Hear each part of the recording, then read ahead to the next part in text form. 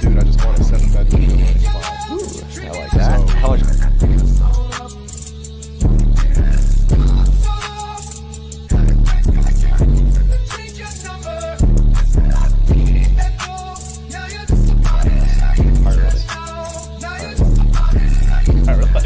I look at it as a commodity. It's just gonna go up in value, you know?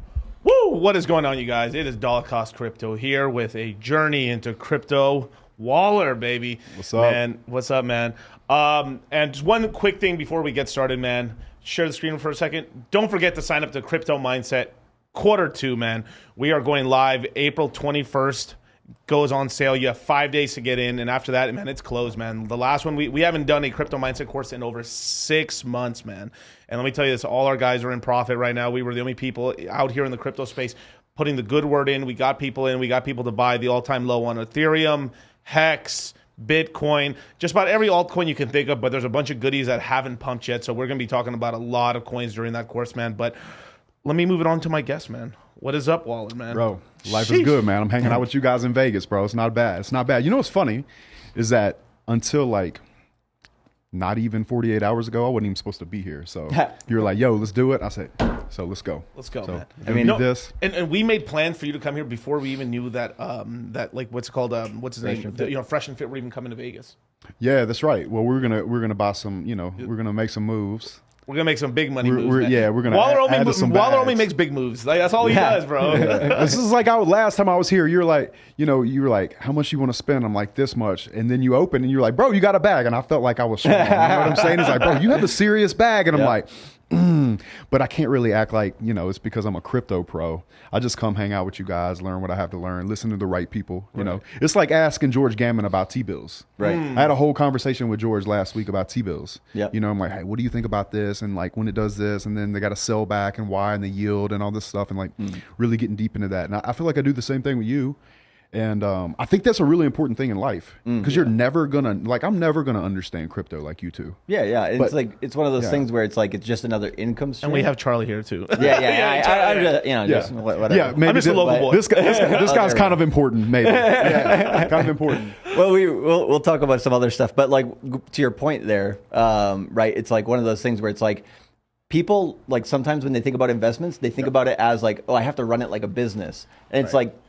Not exactly, right? It's like you have to take care of it, right? But that base of momentum and knowledge, right? It takes some time to form that. Once you get that, like you need a basic understanding of what you're investing in so you're not investing in crap, right? Right. But then once you have that understanding, right, then all you need to do is just spin that momentum wheel, often enough that basically it's kind of like, when you're getting in shape, you're in shape, just stay there, don't deviate. But, and it's another income stream where you can basically have some passive income over the long term. Right. I think that's the key, right? Because a lot of people don't have the patience for it either. Right. And I want to start this off by saying Waller's a Hexagon. Too bad. I'm sorry, everyone crying. And I had Richard on. Yeah. And then it kind of compounded him from there. And then obviously we did quite a bit. Yeah. The last time I was here. And then you called me the other day. I'm like, I'm driving. I'm in the G-Wagon in Miami, leaving Boxer. Just got done working out. He calls me up. And he's like, bro, you're like way up. And I'm like, how much did I put in again? And he told me the number, and I'm like, how much am I up? And I'm like, oh, that's a good day. Yeah, that's a good day, man. That's a good day, baby. Beautiful day. That's a good day. It was a good day, man. So, had to come back, learn as much. I feel like I learn a lot when I come, because I'll sit there and I'll grill him about it. Because no, well, it's really like this or it's really like that or whatever. So it's good. It's always a good time. Plus, Vegas does not suck. Yeah. So there's Vegas is great, and it's like it's one of those towns that's really good at understanding money. Right. Yeah. And so kind of when you come here, it's like, I want to make some money in as many ways as possible. Right. And I don't touch a roulette table. Yeah. I don't play poker. Somebody asked me yesterday, they were like, it was a girl. She's like, do you play poker? And I'm like, no. Yeah. It was after the show when we're outside. Right. She's like, do you play poker? And I'm like, no. And she's like, why not? It's so fun. I'm like, I don't want to know. It's the same reason I will never take cocaine. Right. I'm scared I will like it. Yep. For that reason, I don't want to play poker. I don't want to take cocaine. I don't want to play that is to me true gambling, right? Yep. This I feel like is a little bit more based. I know people say, and I'd be interested to hear y'all's opinion on this, but people say that when you go into the stock market and you put money in the market that you're gambling. Yeah. How much of that do you think is true, or how much do you think diversification with like a low yield expectation is not gambling versus it being gambling? Right. I mean, if we're talking about like getting into a 401k, getting the match on a 401k or something as your job, that's not gambling, that's investing. Buying an ETF of like S&P 500 or the Nasdaq or something, that's not gambling, right? That's just investing.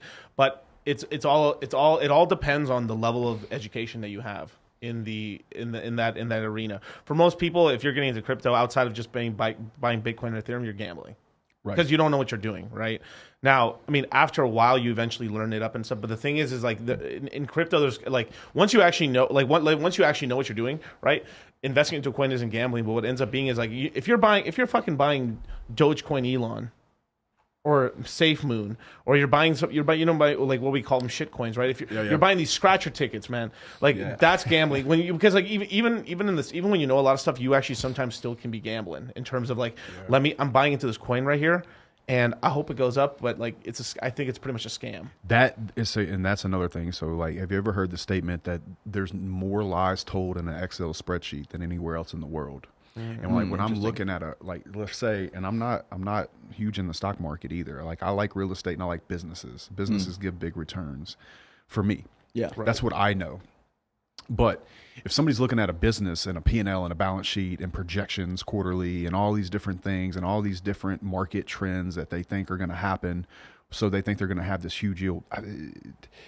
To me, even if you're very, very competent, you still don't know. Ray Dalio. So I was at Tony Robbins' Business Platinum Finance.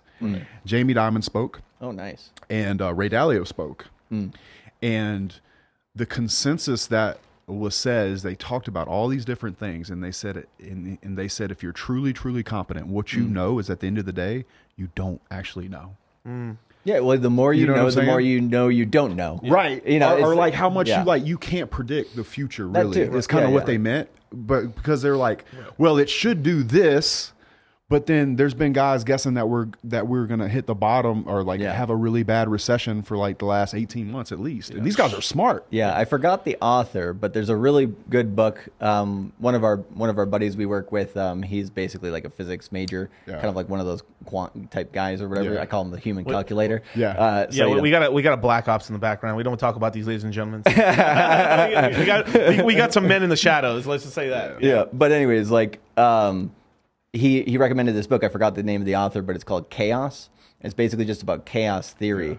right? And one of the things that they say, especially about financial markets, is like it's just as hard, if not harder, to predict than the weather. And it's like a controlled chaos because there's a patterns that you can find to it, and you can make some sort of guesstimates, educated guesses. But you're right. Yeah. The more you know, the more you don't know, the more you know you don't know. And like if you get to that point, right, all you can do is start making educated bets in the right direction. And this is, that's where risk management comes in. And this is the thing when we talk about the crypto mindset course with our guys.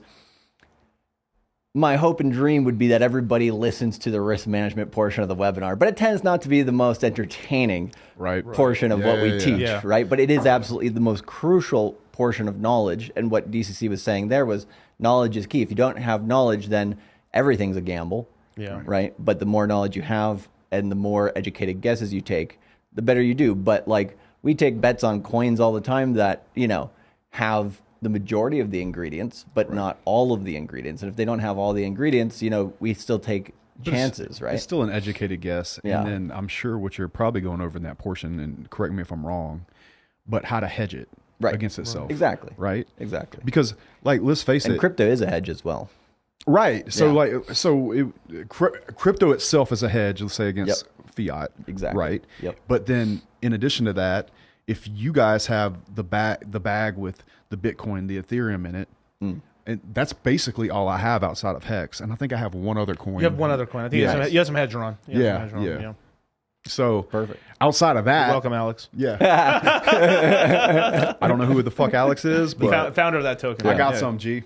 But like it kind of makes it fun. And the thing about a shitcoin that I'd like to ask you too, please. Yeah. Let's say I'm going to call it underwrite. So evaluate 10 shitcoins. Right. Bro, if you buy 10 of them, but one of them go to the moon and the other one's absolutely bomb, doesn't it? I mean, isn't that a hedge in itself for you? In a way. So what you're talking about is more of like the diversification of like an angel investor or a VC. I'm talking about putting it on red 10 times. And hoping. So there's one fatal flaw with that logic, because that does work sometimes, but you can't just do it randomly. Because I've seen there's a lot of people in crypto that they basically have that strategy, but the one thing they forget is most of crypto is correlated to each other, right? And so since they act in unison a lot of the time, 5 of those bets might be basically the same bet. One of the jokes that we make about Ethereum. That's a great point. You could say the same about currency. Yeah. Okay. Yeah. Interesting. Could you not though? Yeah. Yeah. No, I want to hear your take on that. Actually. I don't have much of a take other than I watched this documentary about how after the Bretton Woods Agreement and we went off the gold standard, right? And countries realized that America was spending a lot more money than they suspected they had in gold. That they started to call for money. We went off the gold standard, and then some countries, like let's say China, if the dollar would go down, they would try to maybe depreciate their dollar to keep the gap so the trading would be profitable. Yeah, the trade surplus. Right, because what they have is communism, which is free labor. Right? I mean, call it a spade, right? Yeah, 100%. So that's kind of why I asked the question, like, are they connected in that way? Do they like try to keep a ratio between one another? So there's something we call Hart's law, right? Okay. Which is it has to do with what so in the stock market we have market orders and we have these books, right? So it's basically the book is like the next one that's coming in. The next one that's coming in, and then let's just say I have 100. I want to buy 100,000 stocks of this particular stock right here, and so what they'll do is like, okay, this guy wants to buy, cool, put him here, and then there's a bunch of these small fish and some big fish. This guy wants to buy 1,000, this guy wants to buy 10 shares, and then they order, and over time my order's filled, and then it's get given out. But in crypto, we run off of that system on exchanges.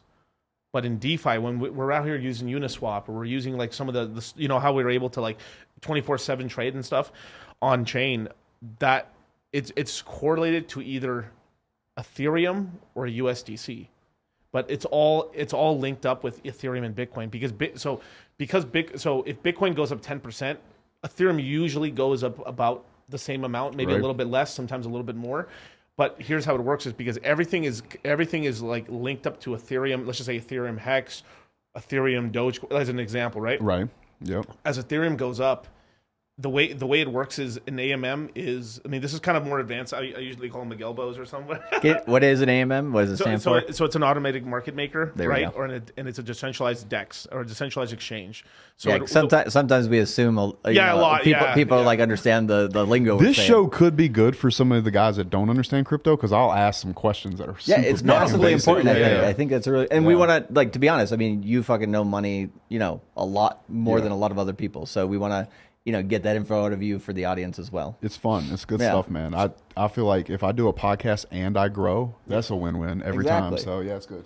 So the way structurally how the way crypto is formulated right now is if most pairs are usually Ethereum to a shitcoin, right? Yep. As an example, as Ethereum goes up, the algorithm or the AMM in there starts selling Ethereum off and buying up the coin, because basically it wants to have the same dollar value on both sides of the teeter-totter. Mm-hmm. If Ethereum doubles in price, it will sell half the Ethereum off, buy half of this coin automatically. No one's doing it, just itself. It's the algorithm, the computer, the matrix itself is selling off Ethereum to buy this up. But because it's such a small amount, it doesn't really affect the price of Ethereum.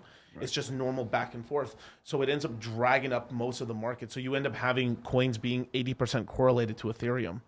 So when Bitcoin moves, Ethereum moves, and when Ethereum moves, the whole fucking market moves. And the beautiful thing is that the whole 80-20 principle, right? I know it's not the perfect thing. It could be 70-30 really, or whatever the hell. But let's just say 80-20, right? 80% of the coins keep up to the performance of Ethereum. Then that extra 20% of money there gets given to the top 100, top 50 coins. That's why you end up in the crypto space having some of these coins go like bananas. You had Hex do 10,000x. You had Shiba Inu. I mean, I know it's a little micro cap coin, but then it went to like the fucking moon. You end up having some coins that have product market fit that get that extra there. Yeah. One last little key part of that equation that I think is important to know. This is kind of the fun part because it's really easy to see, which is USDC and any stable coins. As those come into the market more and more, what happens? Ethereum's price goes up, and then what he says basically just right there just happens more and more and more. It's a vicious cycle to what? Making a lot of money, right? Making a lot of money. Yeah. Right. And so the Federal Reserve, if they print a lot too, then we're going to... People get weary. Then they come in, right? Drives money in. So are we going to see another cycle where 20-year-olds start buying Lamborghinis again? Yes. Yeah. I mean, it's going to happen every single cycle, and it's usually year 3 of the 4-year cycle. Nice. Yeah. So 2 years, year. Oh, year and a half, 2 years. 2025. 18 months. Yeah. So if we were going to go by, so there's different metrics you can look at. So if you're going to look at on-chain data, it would tell you want to start taking profit around February of 2025, like aggressively, and it might be earlier than most people in the market will want to, and a lot lower than probably the targets that people think we're going to get to, because everybody always says we're going to go like 3 or 4 or 5 times higher than we do, right? And so, the exuberance, you can see kind of at that point in the market usually gets crazy, and then around, so if it were to act similar in time to the last market, then which the last 2 have, then essentially that would be around, you'd be taking profit probably pretty much the entire year of 2025, but there's going to be a lot of volatility in there, and it's going to be at like, in terms of where it's going to be for Bitcoin, all I could say is more than likely above $100,000. And if we get anywhere near 200, I mean, I'll be happy. Yeah, that's great. I mean, right? we're talking like major money, but let me put a little bit of a caveat here on one thing. So I have a bit of this is more of a theory of me just being in the crypto space for such a long time now that I call it cycle theory, is that we end up getting whatever the past cycle was, the next one is just a squared version of it, an amplified version. If you end up having a cycle full of frauds and bullshit, the next one's going to be even bigger before it collapses and you get something different, right? You remember 2017 when Bitcoin first time ever hit $20,000? Most people, that's one of the first times they ever heard about Bitcoin was in 2017, right? That was a squared version of the 2013 cycle. In 2013, first time Bitcoin ever hit $1,000, every project that existed was a scam. Damn near. There was only like 1 or 2 things that came out of that was a decent sort of thing. So we ended up getting a lot of these guys who made a bunch of these scam vaporware projects. They just put a website up and send your Ethereum here. these guys made money in 2013. They learned about stuff. They're like, wow, I know how to scam now a little bit. They in 2017 they were like, I'm gonna scam now, or like I'm now going to like, I've made so much money, I'm gonna make even a better scam. And then that's why we ended up getting 2017. It was just like this. 2016. And then vertical, and then big crash. That's why the 2017 cycle was 2018, 2019. We had literally like 99% destruction of projects because they were all vaporware, trash. But 2019, 2020, we actually for the first time actually had real working products. We had Uniswap, we had Hex, we had Matcha. We finally had stuff working on chain on Ethereum that wasn't bullshit. So this time around, we're actually getting functional on-chain things for this cycle. We just got something that launched. It's called GMX. It's a really cool project. It basically allows you to trade like you're on a big exchange to take leverage and longs and shorts and stuff. I don't recommend that to people. Don't do that. If you want to get wrecked, that's the closest to gambling in crypto. That's the crack cocaine. That's not good stuff. I mean, just holding coins is enough. Like you're like in the stock market, you're taking a 10% down at most or 5%. It's pretty steady Eddie. In crypto, if you just hold the coin, I mean, it's going like up and down like this, like crazy. Yeah. Imagine adding leverage to that. You're gonna get fucked. But this is sort of where we're at right now in the space. But the beautiful thing is this next cycle we are getting an amplification. Now this is the part I can't prove. So I can tell you that first part I told you, that's 100% real. Yeah, that's facts. I've proven that already. But here's the second part. So 2013 was a very interesting sort of thing. It was like all-time high, all-time. It was a double top. It was a bit of a double top. And then we ended up having something like a weird sort of thing where like 2016, and then we had a 17, right? So we had something like the 2013 cycle was it was like a power user or like a person that's deep in the industry, sort of a thing, right? And then 2017 was retail, which means like we had everyone knew what Bitcoin was or was trying to buy it, right? Right. The cycle we had in 2020, right? 2021. I felt like that was more like a power user cycle. You had to be like, because the altcoin part of it was running for a long time, like basically 2020, 2021, and then to halfway into 22 before it just collapsed. So a lot of people were playing around with a lot of things. My feeling is that basically we were beta testing stuff, and we're about to get the first time that retail, regular people, Main Street's going to play with crypto for the first time. And of course, it's gonna hit this crazy point and crash. So my gut feeling right now is I think I know this is kind of it's really hard to kind of figure this out, but I sort of feel like maybe we're in 2016 right now. And we're going to have this huge thing in 2024. Yeah, I think you need to update one cycle because you're still talking in the lingo of our first cycle, which was 2017. Whereas, like, it's a little, or are you? No. Are you talking about the volatility or the timing? No. I'm talking about what happened. So 2017 was retail. 2013, oh right, I got you. 2013. People's buy-in as a whole. Buy-in as a whole. Yeah. Yeah, I thought you were talking about timing for like adoption. Yeah. So the 21 cycle, which you were very much a part of, and a bunch of other people were part of. You guys we were still fucking. This still was like for most of it. It was pretty high level shit. Like it was very hard to do. You had to have someone help you out to like move things around, right? The next one's going to be a lot more easier. And that's the one we're going into right now. Because basically it's like we easier but more volatile. Yeah. And with volatility comes fear and greed. And so when people basically have there's going to be a lot of people that don't play it well. So like that's why buying and holding it, like he's saying, is so important, is because you can really whipsaw yourself out of positions and then you chase and then you lose a lot. So that's I think the most common mistake by a lot of people. So so normally if we have a 4-year cycle, we are going to get like an all-time high, just like Charlie said, somewhere in 25. That's kind of like the gist of it. Now the only way I would like the way we always prepare students is like we give people we hit the war room in a way, right? We strategize a little bit. Right. We give people these are the possibilities here. Wargaming, right? So if it ever happens, it's not the first time you heard about it. Right. So what we're seeing right now, what I'm wargaming people about right now is we could end up like hitting some sort of like fire and just massively for some reason just Bitcoin just goes like a hockey stick straight up, and we flame out fast. Maybe we hit the all-time high in 24 at the back during the election cycle, which is very, very possible, right? And in a longer bear market. So we get higher, faster. It burns very bright.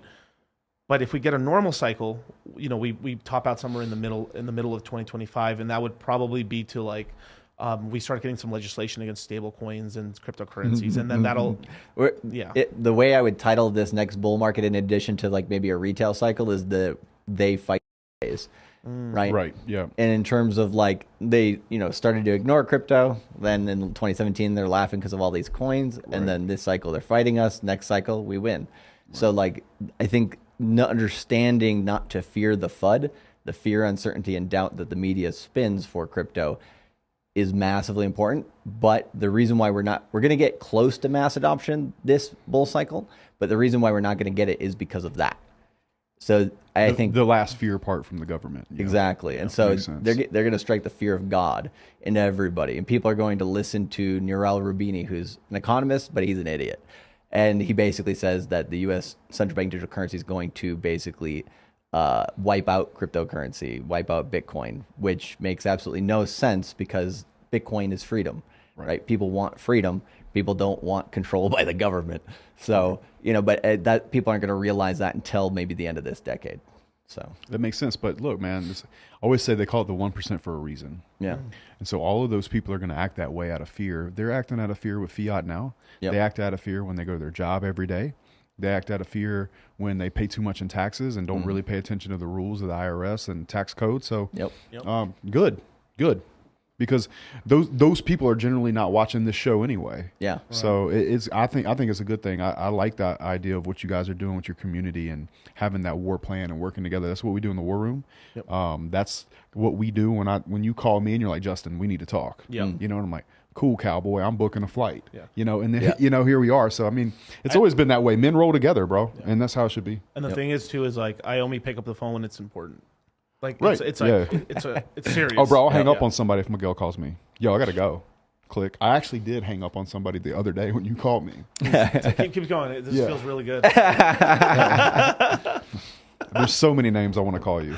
So, but I don't want to demonetize your show. Oh, so, no, I got you, man. I mean, Myron's pretty infamous. You know the word I'd use. Oh, I know the word. Yeah, starts with an F and ends with agate. So.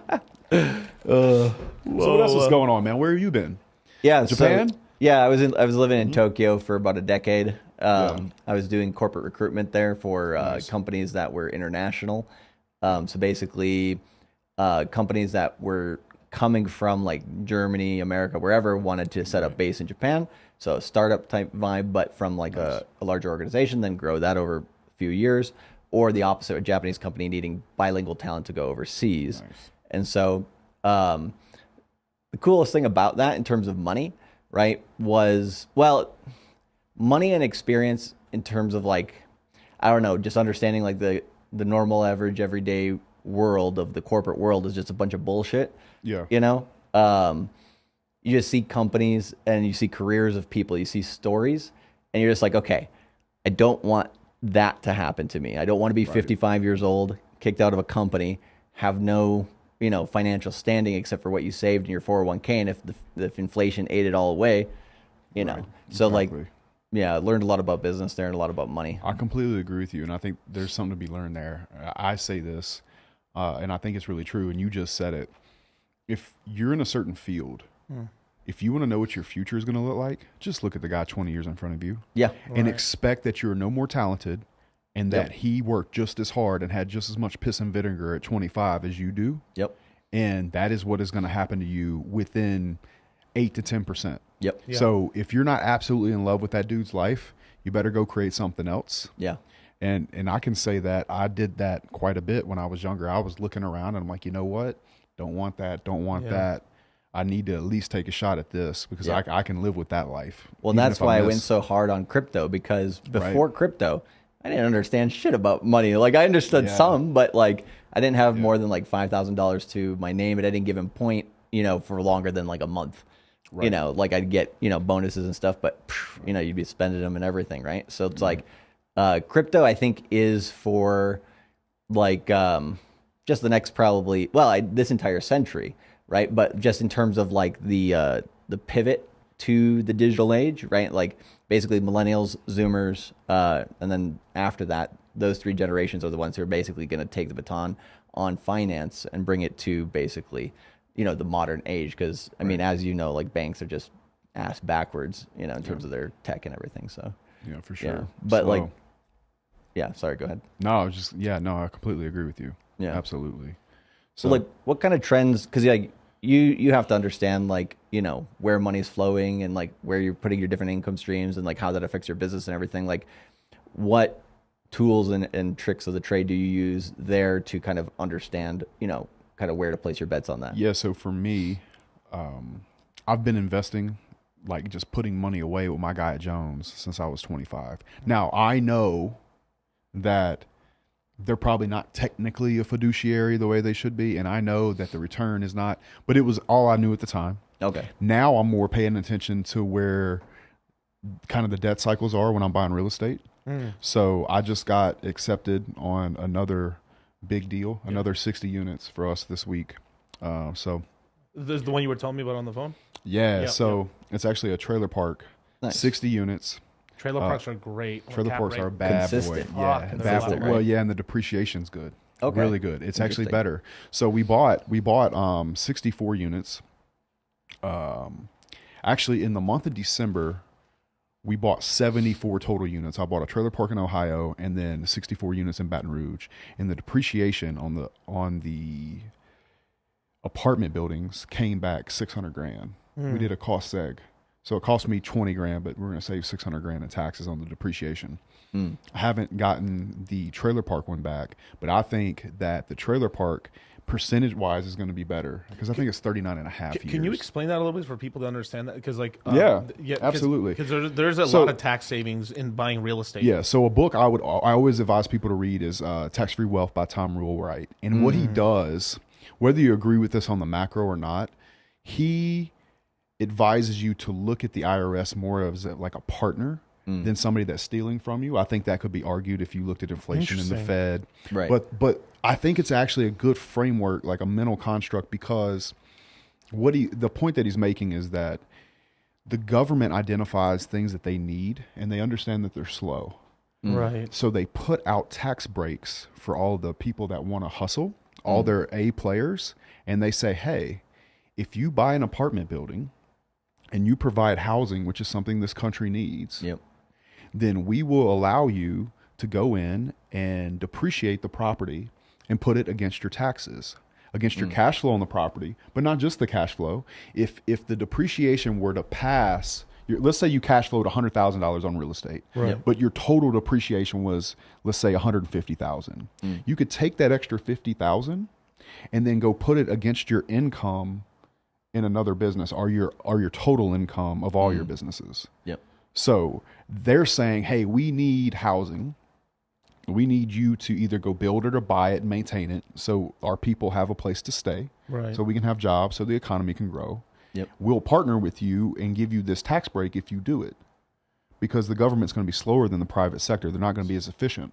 So which kind of what you're saying is like they're putting economic incentives in front out and just let the fish bite for it. Absolutely. They let the Interesting. players play ball. And this is like why guys like Trump don't want people to see his taxes. It's not because he broke the law. Yeah. It's because he knows the game. Yep. And he does what he has to do. And a cost segregation study is an accelerated. So they'll go in and they'll break it down by window, by appliance, by hot water heater, all those things to speed that process up. Yeah. So you can get the maximum out of the property, and either you can exit or hold. Now, a lot of people like to buy, borrow, die. So let's say Trump buys a building in downtown Miami for $10 million, and that property goes up in value another $10 million. 10 let's say. million. That's, yeah. Let's say he wants to borrow against that additional equity, 75% loan to value of whatever the equity is. So he can pull his 7.5 million out or 8 million out.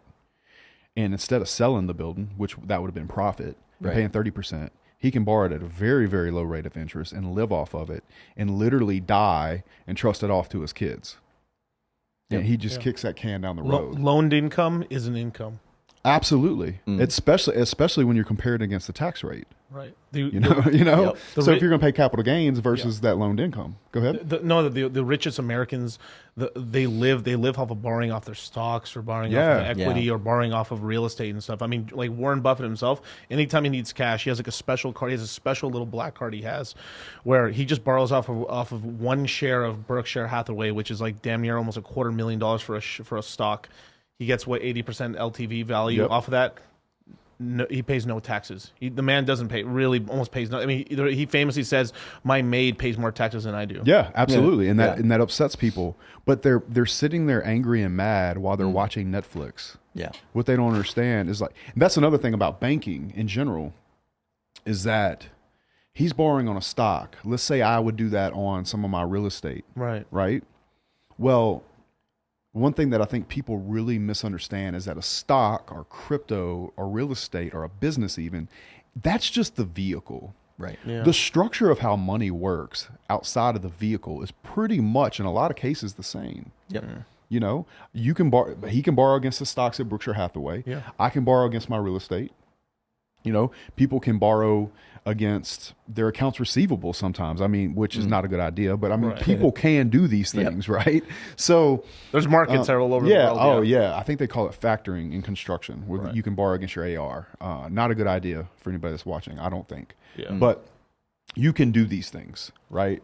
And I think that's super interesting. But to answer your question, interest rates, like particular in this situation. So he wants 3.5 million for this 60 unit park deal, right?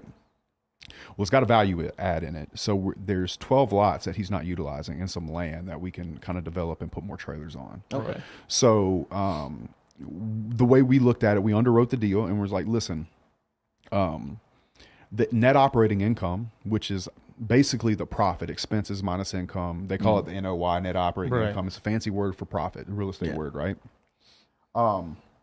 It was good. It was strong. I think he was sitting on like a 10 cap. It was pretty strong. Damn, that's a good one. But the debt service, because of where the interest rates are, it fucked it. Fucked the deal. So we said, look, man, you're either going to have to come off the purchase price because of the debt service, or you're going to have to hold the financing. So he's going to hold us at 6% interest only. So I was going to say this earlier, just to let you finish. So these are all vehicles, and it's about structuring the deal, right? That's right. It's all at the end of the day, you can literally buy anything. It's all about the terms, right? The one thing that, like, when borrowing on real estate that I really like is, like, we tell people don't use leverage, don't use debt unless you know what you're doing, right? But leverage, especially in crypto, is dangerous because it's a free flow contract in a way where, like, the price needs to flow down. And Would you compare it to shorting? Yeah, that's that's exactly the same. It's just longing and shorting. You can get liquidated both ways, right? Yeah. Shorting is dangerous business. Dangerous. Like longing, you can be like, okay, if you get it, like you get it at the right time, right? It can run so much, especially in crypto, that like you don't get taken out. But with shorting, you get fucked. That's wild, bro. I feel like you have to live at a computer screen to short. Yeah. Well, you have to put in parameters when to sell, right? And you have to trust the platform to sell. If you don't trust the platform, I see what you're saying. So you can put the thing, if it hits a certain number, it automatically dumps it. Exactly. The beautiful thing is when you borrow on your real estate, right? Yeah. The beautiful thing about that is that there's like when you buy a house, right? Even if the house you bought it at $1 million and it goes on to $500,000, that'd be terrible. You don't lose your loan. That's going to happen to me. Yeah. I just said that the other day. I just bought a house back home. It's $1.1 million house. Right. It's going to drop in value. Yes. The guy listed it for 1.3. And I know it's going to go down in value, but I don't care.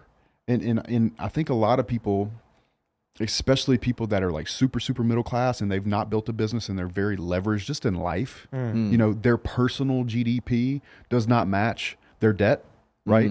And they need that second mortgage, or they refinanced their house and they bought a boat or whatever, they did a HELOC or whatever. I don't care. I know that in the long run, not only that house, my house in Dubai, this property I'm buying, this mobile home park, it'll probably, you know, take some kind of hit on paper. The apartments or the park in Ohio or whatever, or some of my duplexes and shit like that, or commercial buildings I own, I know they're going to go down. Yeah. But in that storm, there's dry powder. from running a real business in the There real we go. world, Yep. right? There's Exactly. real cash flow. There's real reserves. As you know, there's real money in crypto. Yeah. Yep. You know, and I think that's where people really get messed up, man, is they take that leverage and they use it in the wrong way. Right. And they mistake the ability, because their house shot up to the moon, let's say during COVID, around that time, Right. Right.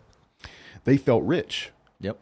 But it's just like we were talking about last night. Like, what would you do to finally chill out on yourself and let go where you could start seeing women? I think was the question that Myron asked. Right. And it's not a dollar amount. It's a system Yep. Right. that is going to give me money when I sleep, regardless of the amount that I feel like working or hustling that day. Cash flow, just cash flow coming in. It's Yeah. true cash flow. And so, yeah, I think I was just texting somebody back home, and I said, yeah, I'm with Miguel, and they know who you are. Yeah. You know this person. And I said, I think there's going to be a whole lot of blood in the street soon. And, you know, I'm excited about it, but you also, at the same time, you have to understand what that means. You know that famous scene in The Big Short where the guys are like super, super excited, and Brad Pitt's like, don't dance. Yeah. Don't dance. Yep. Because I don't think you realize how many people are going to get, whatever he said, how many people are going to really get hurt right now. And it's normal people too. Yeah, They it's get wiped very out. normal people that are going to get hurt. And I think that it's going to happen, like you say, because if it's going to get as bad as people are saying it is, and I've heard more than enough people I trust say it, and people are going to get really hurt, man. Yep. Yeah, we've only seen the tip of it right now. I mean, we're kind of just kicking the can down the road. There's the banks basically the Federal Reserve as well as like the federal government has done these little emergency backdoor loans without really telling people about it. But these loans are a 1-year sort of gist, basically. So the banking sector is getting kind of bailed out with like a short-term 1-year loan. Right. That's what's going on in the background, and they're gonna have to re-up again in a year. So they just cleaned it up right now, basically, so they can have the presidential election. Yeah, that's what they did right now. That's what's going on right now. And then that shit happens around elections. Yeah, it happens around elections. So, like, I mean, it's politically charged, right? So obviously, the right probably wants, you know, these banks to kind of go down a little bit because, I mean, it went down on the left's watch, basically. It's crazy how these politicians will play with the economy and stuff like that just for their own gain, basically. Yeah, they're sociopaths. It is a game, though. It is a game. It's a true game of power. That's what, you know, one thing that Ray Dalio says that I super agree with and respect is that he looks at long-term, short-term debt cycle, right? He looks at productivity growth, but he also adds politics. And I think that's very insightful to add politics because, like you said, they're going to do whatever the fuck they have to do to try to get a Democrat back in office. And let me just say this now. I'm Republican. I believe Republicans will do the same fucking thing. Oh, no. Yeah. You know what I'm saying? Like, let's sides. not pull punches about that. Last night when we were talking about, like, both sides, the only thing they ever seem to agree on is war. Yep. Well, I guess they do because one of our largest GDPs are fucking weapons. Yep. Well, you know what I'm saying? war Shout out is to Ukraine, tied to money, baby. like, you know, I mean, war is money, right? Dude, it's a money game. Yep. I feel like for movie sake, that movie War Dogs is a very, very interesting movie and an understanding of that. But I'm gonna hit you with a really cool interview, man. So there is this podcast called the Concrete Podcast. They have an interview with the actual guy from the movie. No shit. Yeah, I'll Bro, send it. I'll send you that Yeah, shit. send it. It's incredible. But yeah, they were doing some real like real crazy stuff in that movie. And he's like we were just some ragtag guys that did it. There is some legitimate people just making billions a week. How many? Okay, so do you remember the part? And I think this is very important. And there's a reason I'm going to loop back to something that happened. Please. The part where the guys took they went into the building. There was all the Chinese ammunition in the warehouse. Right, the AK-47 rounds. Yeah. I could almost imagine right now the government is putting out contracts for sending weapons to Ukraine. Yep. And there's American companies tied into all of this that know about all that. Going to Afghanistan, taking the shit that they left, and then selling it back. Hey, you gotta be careful saying that stuff, man. I think you're connecting a little too many dots right here, man. I'm just saying. Hey, man, Pepe break. Let's go.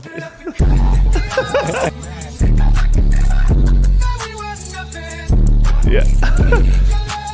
Hey, hey, we just believe the government's doing a great job right now, and I think it's totally fine to leave billions and billions of dollars of unused weapons. Just say, hey, leave it. Who cares? Just leave it. Hey, no one's going to take it anyway. Yeah, man. and so they could have just sent that to Ukraine instead of sending 400 mil, right? Mm-hmm. Yeah. I mean, what was Trump saying? He's like, what does it cost? We just got to fill these things with gas and move them.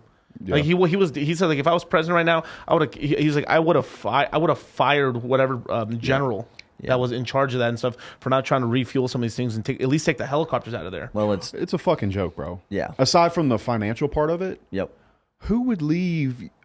Would you go to your enemy's house and leave all your weapons? No, of course the not. Fuck, right? It doesn't even make sense, bro. Yep. Guns and ammo, fully loaded weapons. I mean, missiles. Well, tanks. It does make sense, right? It's like, oops, plausible deniability. Dude, that's what it is, and like, I think, a couple entities like the World Economic Forum, people, look at that, I think decently enough, or they're aware of that right now. But like, I think the one organization that does rule the world and is a part of all this that a lot of people don't even know about is the Bank of International Settlements, the world's central bank. IMF, yeah. Yeah. And I'm just like, you have, like, it took me a while when I was basically studying money, how all this system works, before I even heard of the Bank of International Settlements. I'm like, wow, that's an interesting kept secret, right? But they have all these levers, man. So give us a breakdown of that scene. So the Bank of International Settlements, there's a really good documentary called Princes of the Yen. Send it. Yeah, fucking amazing. This man is a student. This guy's always trying like this. Send it, bro. I'll watch it. Dude, it's one of the best documentaries ever. The guy who's in it, basically, he talks about how Japan essentially... I'm making a note to make sure y'all send me this shit. Oh, I will. Of course. Don't worry. But basically, Japan fucked their own country over in order to... Well, they basically gave a blood sacrifice in order to become part of the financial elite globally, which is the Bank of International Settlements. The club. Exactly. It's like, okay, so the Japanese economy is doing too good in the 80s. Well... if you kind of just mess it up a bit, make it normal, and fuck it up a little bit, then give us some land. And when we take some of that land, then now we own a piece of your country.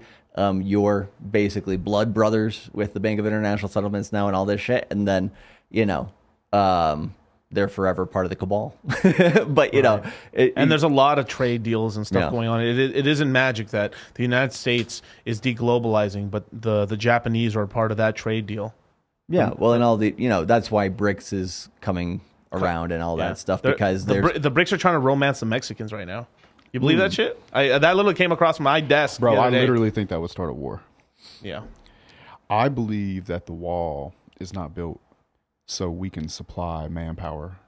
So I don't think Spanish men make less money, but I do believe without Spanish men, for example, if you were to make E-Verify completely like almost like a Bacon Davis project, right? I think it would shut the American economy down. Because so many Spanish people are coming to do the work that Americans will no longer do.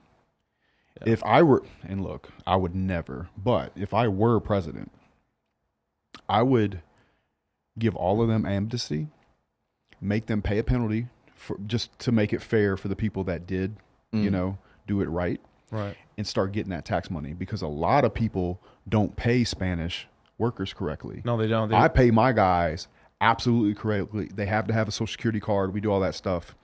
But I'm telling you now, there's a lot of cash under the table. There's a lot of not paying taxes, a lot of 1099. A Spanish guy can go get a tax ID number, and then he can have a new identity tomorrow. You want these things happen. Something like, because obviously you're Mexican here, right? Yeah. But I know. And the thing, there's a lot of people getting paid under the table, right? Because there's no way to actually get them legally into the system, right? But there's other people that they have them on this kind of fake sort of like system, like they're actually like like a fake number and stuff. Yeah.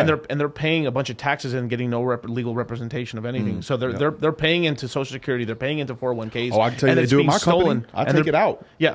Take it out, match it. You know how the government thinks about that? Well, we're stealing Social Security from everybody anyways by, in the next 20 years. Yeah, so. I don't believe that we're going to see Social Security. Yeah, I know. Yeah, we're not getting Social Security. Not at all. Bullshit. Absolutely nobody not. is. Yeah. But I wanted to speak up the other day on the stream and stuff. It's sort of like, let's let everyone talk. Let everyone talk. Yeah. Have their fun, right? But I was gonna say this. I mean, shit, you got the beaner on the. We might as well talk about it a little bit.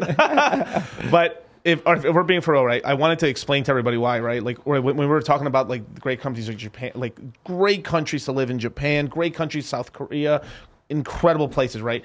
But these very homogenous sort of places, what ends up happening and what's happened over time as the homogeny and them developing into a first class country, their birth rates go to damn near zero. I mean, South Korea is like, if you go right now on YouTube and look up living in South Korea, there's tons of these videos. It's beautiful ways. It's like, it's so cheap to live here. It's incredible. The daycare, all the services in the world. And they have the lowest birth rate in the entire planet. Why? One, well, I think homogeny is a bit of it, but the big part of it is basically these are countries that end up forcing extremely high working hours on both the mother and the fathers, and some of these Asian cultures have extreme, and this is good on them. But in extreme working cultures. Yeah, in Korea they basically destroyed the structure of taking care of their grandparents. Because like it's a vicious cycle. Once they started having a population problem, right? They couldn't take care of their grandparents the way they used to. They'd, and basically then it's just a pyramid where the young kids can't, take care of them, right? Right.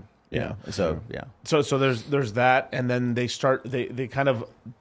The main thing is basically industrialization. It's okay to industrialize, but you have to create industrialization with space. The way they do it is that they end up putting all the economic incentives in the main cities, and it's very cramped and it's very hard to have a large family. And on top of that, because you end up having limited space, just like Bitcoin or crypto and stuff like that, when you have a commodity or something that a ton of people want, the price keeps going higher and higher and higher. And what ends up happening is that you can't afford to live anywhere else where you actually have some land. The reason that America did their population, like I think one of the reasons why the America's population growth or population birth rate didn't completely collapse is because we leaned into suburbs to get people. So it's kind of a middle ground between the family farm, a small apartment loft, and a house with a backyard. Do you think that was by design, or do you think that because one thing that America does not have is a strong train system, and we all know that they certainly could. Shout out to Warren Buffett. He owns it. Right. But what we have is a very strong interstate system, right, which would promote and force a vehicle in very non-walkable cities in America. Yeah. Very few. Dude, I live in a country club back in Louisiana when I go home. Okay. There's no fucking sidewalks in the neighborhood. It's the nicest neighborhood in town. Like, there's no sidewalks. It is the nicest neighborhood in this town. None. But that's not uncommon. Now, when you go to Europe, when you're in Europe, everything's walkable. There's trains, there's subways, there's ways to get around. America is very it's not very walking friendly. It's not very friendly to, it's interstate exit, and it's very cookie cutter. Yep. Economic incentives. I mean, look, I'll bring up my home state, right, of California, right? They intentionally, like, for a long time now, we've been trying to build basically a high-speed rail to connect San Francisco to LA and connect all the major cities together. And we've had the money to build it for a long time. Who keeps stopping it? Dealerships and the auto companies keep lobbying. It's a lobby game. It's a lobby game. So there's good and bad economic incentive, but there is economic sentence.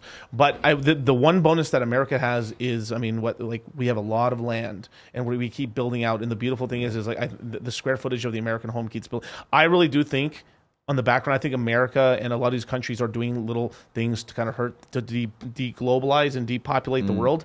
But America wins in deglobalization. Yes, it definitely does. But I also think that, imagine that you're selling poison to the world and everyone's like, okay, we're going to take this poison. But you're watering down your poison while looking like you're drinking the poison. I think America and some of these other countries have been playing the right fiddle there. Now, to go back to the original point when it comes to one of America, the thing America is one of the best things that it's at, and most of the world is terrible at this, is having immigrants come into your country. We're the best assimilators in the world. Oh yeah, period. 110%. Now it's not perfect. I think maybe Peter Zion who said this or something like that. But basically, America can easily take in about 3.5 million immigrants a year and assimilate them. It doesn't cause a problem. Any more than that a year, you start having intestinal problems. Yeah. But basically, we can assimilate basically 1% of the United States population a year, every year. Now, when you end up having people, and these are the people that work the jobs that Americans don't want to work.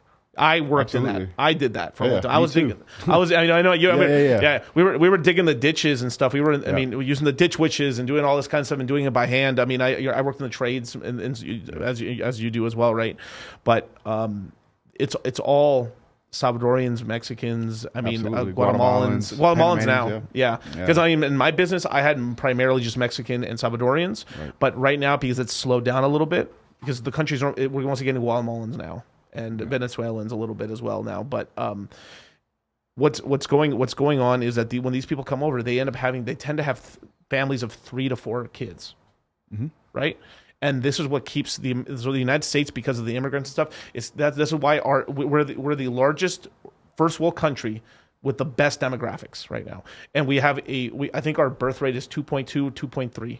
That means the average family is having 2.5 kids, that's what kids. They're counting on the census. On the census, that's not all right. Yeah. So when you add the Spanish family, which by the way, I love Spanish people. They're hardworking. Now, can they get Americanized? Yes. I don't think like this new generation, like the 25-year-old Spanish kid that like grew up here, is the same as his father. No. But then every day, they're coming over the border like crazy. And that's just a perspective shift. I don't think that's a broken human, by the way. No. You know what I'm saying? So it's like, there are times where I felt like there's no job I can give a white man that he can appreciate when I was only hanging steel. Interesting. Can you explain that again? Like, what do you mean by that? Yeah, so it's like perspective. So like, for example, let's say you have a guy that's 50 years old now, from our dad's generation, right? He could appreciate just having a job, period. He was an adult in the 80s.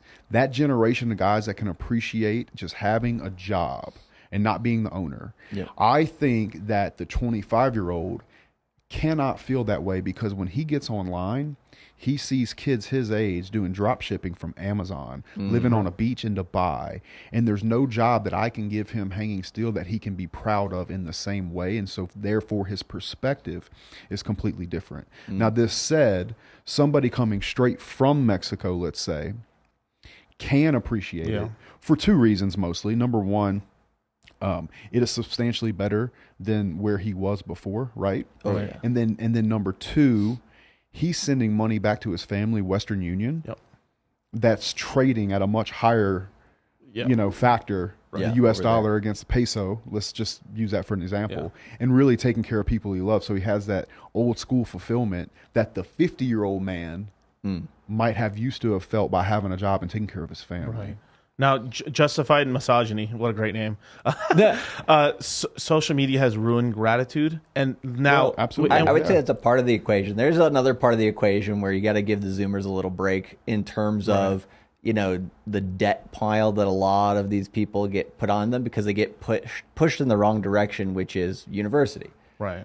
I would say we live in such a ridiculously debt-based society. I mean, you were talking about it before in a different way, right? With people addicted to debt. Right. That part right there, I do see as it's just it's one of those things where it's just it's a dragon that a lot of people they see that and then they are experiencing that. And it's either okay, I'm going to try to go for glory or, they kind of feel like they're in a hole they can't dig out of, I think. Right. I completely agree with that. I'll tell you another thing I'd add to it is that most generations look at the generation right behind them, right, and talk poorly about them. I actually don't feel that way. On down and up, right? Yeah. Exactly. Yes, but I'm talking about the older generation talking down in this particular case, and the reason all of history that's happened. Yes. Yeah. It's like the teenager rebellion thing. Exactly. Yep. But what I think the older generation is always missing is the fact that the new generation, the one right behind them, has this new set of opportunities that create this new set of problems. Right. Yep. So take my dad, for example. My dad always would be like, son, don't you want to just get married and have a family and see one woman? I'm like, Dad, I can go on this app right here, and I got 1,200 women willing to go on a date with me right now. You don't understand that problem because you grew up in Oxford, Mississippi, farming cotton. Yep. And there were only 6 pretty girls in your whole high school. You know what I'm saying? Yep. I live in Miami, G. Like, you would, if this were put in your hands in 1982, you would have been no different than me. Oh, 110%. You know what I'm saying? And so that new opportunity creates this new set of problems. Right. And for that reason, when I see a kid make a crypto pump and he didn't have to start a business, Right. and he did it at 21 years old and he's beanpole skin, he's never been through anything, he's driving a Lambo through Dubai, I'm not here to judge him. Right. Because I know that with that opportunity comes the problem of like trying to find himself as a person. Right. Right. You know? Well, and there's a problem. I mean, we talk about this in crypto because when there's fast money, people, again, don't think about the risk management side. They don't think about how to keep it. And there's a guilt. Right. There's a guilt to making money fast when they feel like you don't deserve it. Yeah. There's Bro, 1,000%. I met a lot of these guys where they make this fast money and they're just spending it or doing some really stupid things with it. And when I talk to them, I've had consultations with guys where they're like they don't feel like they deserve it. Well, that's you I can't completely see There's that. like It's you- imposter syndrome. Yeah, like or self-sabotage. Like it's like you Yeah. win. It's like you win the lotto and you win all this money and stuff. Why do those guys always go broke Yeah. with all making? But Yeah. here's the other part of the equation on that too that's really important is there was a study done in the NBA on 3-point shooters. The people who are willing to take more risk tend to go broke faster. I mean, we got Latrell Sprewell. He was playing for the 86 mil, bankrupt. Yeah, exactly. He's like, I need to feed my kids, you know, like Right. what needs like 50 million plus 100 million to do that. It's like, Right. where the hell did that money go? But I mean, at the same time, right, they get taxed like crazy and whatever, you know, but it's one of these things where it's like that was just like, you know, you see that happen to a lot of people. I mean, Adrian Peterson happened to him as well, unfortunately, you know, he's a little bit too generous with his money. And then, you know, you hate to see it. But like, you know, you really have to have that long-term view. And that's why when we talk about crypto, you know, to people, we understand that not everybody is going to be as obsessed as we are and is going to understand everything as much as we are. So we got to make sure that essentially, you know, you lead people with the quality information and you let them know the difference between, you know, what's a solid investment and then what you're starting to kind of, you know, You're gambling. you're playing a little bit, right? Yeah. You trigger me when you say generosity, man. You just reminded me of something my father told me as well and stuff, and that I kind of like, I've course corrected in my life a little bit. Is that I am a very generous person. Yep. My father is a very, very generous person, but he was too generous to a point where like he split up the pie a little too much with the family, and it hurt him. And there's like all these things. Just you always want to learn from the previous generation, but you're 100% right that like every generation has their struggles, right? And the reason crypto is doing so incredible is that basically this is this is the Wild West. You can grow and do anything right now. You don't need any degree to start up in this place. Just good work ethic, right? And you build something that has product market fit. But the reason that most young guys are going into crypto and stuff, not into stocks anymore, real estate, I think, is the eternal game. If I'm being honest, like it's just you're not going to get away from that. There's like we're analog. We have a real body here. Like there's a physical body, so we have to do something with real. That's like hanging steel, like you always say. You know, we're hanging steel, right? Yep. But you know, it's just this sort of thing where like we feel like they're like the game's all like mafia'd up. It's done. It's sewed up and stuff. There's no we have no competitive edge. That's why we go over here to it's our own game, right? Yeah, that's true too. Yeah, every generation wants to make the playing field, right? We're like, well, we understand what your game was, but we want our own game that's also like advantageous to us, right? And I would argue that they have it, man. Yeah. Can you imagine getting to start your life over? And you have YouTube in 6th grade. Wow. Yeah. Would you go to college? I wouldn't go to college. No, hell no. I would have had I would have not have played high school football. I would have probably had a business in high school. Yeah. Yeah. These kids are more entrepreneurial than they've ever been. They've also got more knowledge. They have more understanding. I thought my teachers knew shit about the world. Right? And that wasn't my fault. That was only consciousness that I had. Right. These kids have consciousness to the entire world. These kids understand geopolitics at a very young age, or they at least know what's going on and how it affects money. So they have this great advantage. With that great advantage, they have, you know, the downside of seeing social media. Right. So with the opportunity comes the thing that they have to overcome. But I think that there's more opportunity in the world now probably than there's ever been. Oh, hell yes. Yeah. We're living in the fucking pinnacle of money-making opportunity in human history right now. Right. And, like, if you're not going for it, I don't know why not, you know? I don't either, man. And I always say this to guys, because I get guys that message me and they're like, oh, man, I'm 38. Is it too late? I'm like, bruh, you can change your whole life in 18 months. Yeah. Your whole life. Yep. From fitness to women to money, the whole thing, you can do it so fast.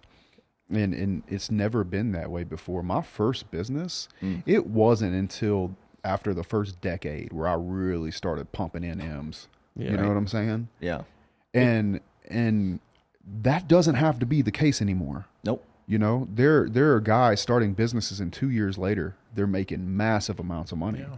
Yep. So that opportunity is definitely there. Yeah, and that's where the thing I thought you said about Keith Cunningham was kind of interesting yesterday. Yep. Because organizing that and then scaling that, right? Yeah. That's the shit that takes time, and that's Right. where the real value is, right? Right, exactly, man. Like getting to a place where you've created a machine. Yeah. I always look at business like I'm sitting over a bunch of cogs and I'm looking down on it at 30,000 feet. Right. And I'm tinkering with the system, and each cog is a system, and somebody owns that system. Somebody's responsible for that cog, and some are big and some are small. Yep. Right. 100%. But then I have relationships with the people that are running this, so we can really get in there and dive deep into like what's really happening. There's a really good book about leadership called Turn the Ship Around. Okay. And the book is basically about how this Navy captain was supposed to take over this certain ship. And right before he deployed to go to get to this ship, they had to change the ship he went on. And he knew nothing about the ship. So what he did is he reverse engineered the information. So he said, I'm going to push the decision making to where the information is, which is down to the men. Yep. So the decision making came from intention, and this is why I'm so big on intent. Okay. So they'd come to the captain. He said, like, listen, I'm going to help you guys let you make the decisions. I don't know about the ship, but we're going to make and it was a very bad performing ship. But what he did is he put into them ownership by letting them help make decisions. But he asked that they come to him and say, Captain, sir, I have the intention of doing this because this and this is happening, and I think as a result, this will happen. Great decision, go about it. Or he'd question it or whatever. Right. But he got that buy-in from the men, and he pushed the decision-making down to where the information was. And for that reason, he was able to get buy-in from his team, and I do that with all my teams. Yeah. So as we're building these systems that we can trust and operate, we're getting buy-in from the people that are owning these positions, right? And they're owning these systems in the business, and they give a fuck. So now they have intent at this point. And they'll stay longer Right. if they do. They'll stay longer, and then I can trust that they're manning that post, Right. which in the case of being able to, back to Myron's question, being able to let go and go either build another business or have the opportunity to network at a high level, or just fly out here and do a podcast with you guys and buy some more hex, you have that opportunity, Yep. because of those things. So I think that people have this huge opportunity to get really competent in either building a business like we're just talking about, getting competent in what you guys are talking about, getting, like really figuring out ways that they can change their life. And it's never been more available than now. Yep. Yeah. I mean, I kind of said this during the stream that like men are always on this kind of mode back and forth, right? They're kind of like women, they're toggle switch, women business, women money, women status. Like they're always flip flopping, but it's the sort of thing where like men who are really bad at these systems what I've noticed is they focus all on the women, the business goes to shit. Men who have really good systems, the business maintains to actually grows. Then, because you're never going to get hyper growth without you not being there unless you have put an incredible amount of time with putting a good CEO in your corporation. Most people are running probably smaller businesses and stuff. Right. You're in a very interesting and that's the thing is as men really grow older and older and older, you get to the point where you're running a lot of people and stuff like that, and you're running multiple businesses. You're doing something very complex and stuff. Where like eventually, what you do as an entity, Jwaller Incorporated, will become so massive that you will have to hire a CEO at some point to manage that and stuff. Yeah, absolutely. And even now, I really have a CEO for each business. Yeah. So we run EOS, and in EOS, there's a visionary and the integrator. Okay. But I don't. We kind of light run EOS. We don't run. We really run it. It's like if Speed and EOS had a baby, that's kind of how I work it, because we're working all the time. We're like bang, bang, bang, bang, bang. But I have one person in each business I talk to, like directly about said business, and then I get the reports every day. Yeah. So I know everything that's going on, and the reports are the same for each business. You know, so I have a very strong pulse on what's going on from a systematic point of view. And then I have one direct point of contact, no matter how many people are in that business. And then you have like an org board from there. Right. So, and then what'll happen is I'll take that report in, and let's say it's like green, green, green, green, green, green, red. Oh, well, that's just the one thing we drill down into. What happened here? You know, what's going on here? Okay, cool. Let's do this, this, and this, and then boom, it's done. Yep. Why fuck with the shit that's already working? Right. All right. So when that alarm goes off in the third report on the 18th line, that's what we talk about. Right. And that's what allows us to kind of keep efficiency. Other than that, I have to know and trust that the systems are working if we're green light everywhere else. Got it. Interesting. And I'm sure you guys are looking at markets and you know, following certain things. We're like good, up. Yeah. Well, it's interesting because like crypto's like a little bit, it has domains of a little bit of everything. Right. So you have to learn a little about a lot. And if you have to like learn about cybersecurity as well as like how businesses scale and how the internet network, basically like how the network effect works and all that shit, like the more you understand about all that stuff, the better you'll do it on the business side for income streams as well as on the investment side, I think. You know, one thing that I think is really interesting, and I'd love to get your perspective on, is how much do you guys take into consideration how good someone is marketing a coin versus that's a good question. Versus the actual product itself. Does that make sense? It makes a lot of sense. We teach this, man. This is something like I usually have this like so one thing we always teach is about culture. So that's why we like the memes and all this silly shit. Like hit the Pepe for a second or something like, you know, we hit and then you know, stuff like that, right? But usually there's something called like, you know, the old L7 loser from the 50s, right? Like the box, right? There's 4 points to the box, and the two most important points is community and who's the leader, who's the team, right? And I think the real most, like, if I were to tell you what's the most like liquid cocaine, the flame, it's the leader, right? Because I like very, very personable or YouTubing sort of like leaders and stuff, because that's the marketing of today, right? Which is ironic with the decentralized nature of crypto, right? But it's the human aspect of crypto. It's the tribe. Right. And there's people forget at the end of the day who buys coins. It's humans. It's not AI. Even if when we have AI running everything, at the end of the day, like I really believe if Tesla as a company and everything like all that Elon has done, if Elon was very antisocial and wasn't doing, he would not be the richest man on the planet right now. Guaranteed, because he would not be able to raise money. No. Yep. I raised $1 million the other day, and that came down to a lunch in New Orleans. Yep. You know? Trust. Yeah, that's another thing. I believe that trust is going to be the hardest commodity to get in the world. I think I heard somebody say this. Yeah. I heard them say, and I agree with it. Yeah. And there's a concept of that in the book, The Sovereign Individual, which says as we go deeper and deeper into the digital age, basically into this century, because we're going to have more remote working, we're going to have teams dispersed globally, right? Trust is the main currency, right? It's the only thing that's going to basically allow you to run your business properly. Right. Because, like we were talking about this a little bit before the show, but one of the goals that, you know, the main goal of why a lot of the reason why we do what we do is basically to get that self-sovereignty, to get that freedom, to be able to live wherever we want, whenever we want, with whomever we want, and all that stuff, right? And so getting that true freedom, you know, it takes a lot.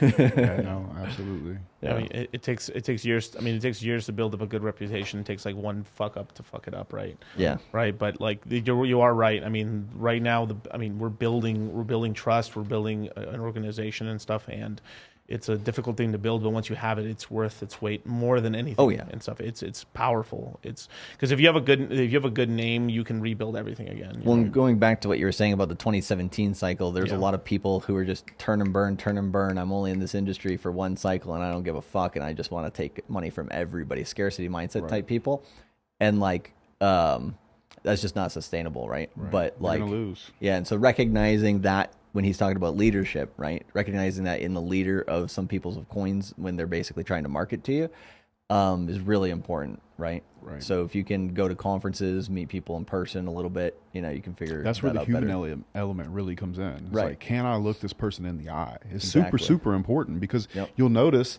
that sometimes it's like, I've said this before, but it's kind of like meeting the crypto kid that hit a pump that kind of didn't have all his stuff together. Right. Until he's a little bit hollow. He's not sure yet. Yeah. And that doesn't make him a bad person, but I'm not worried about bad people. I'm worried about desperate people.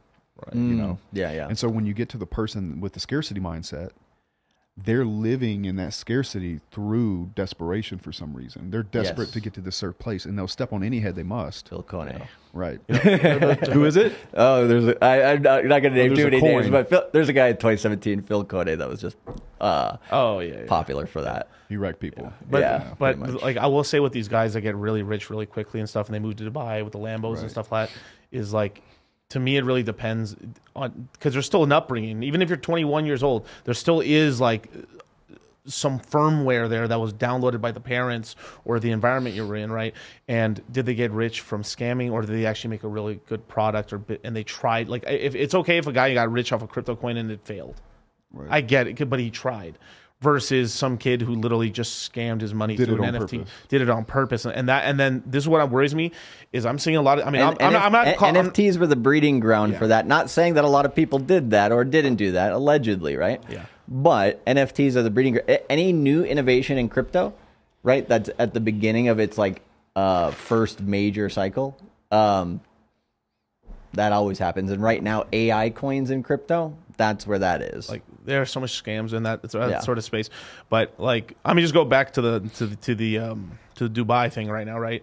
There is a lot of guys I'm seeing. I'm not going to name them by name and stuff, but there's a lot. I can tell. Me and Charlie been in the crypto space for a long time. We've seen a lot of people come and go, and I see a lot of these up and coming. There's some guys out here that they're starting to get 100K channels on YouTube talking. Yep. They're all crypto, Yeah. and a lot of these guys are very fake. Look at engagement rates. Yeah, it's I mean, a lot of these guys, they hack their way to attention. yeah. Really? Oh yeah.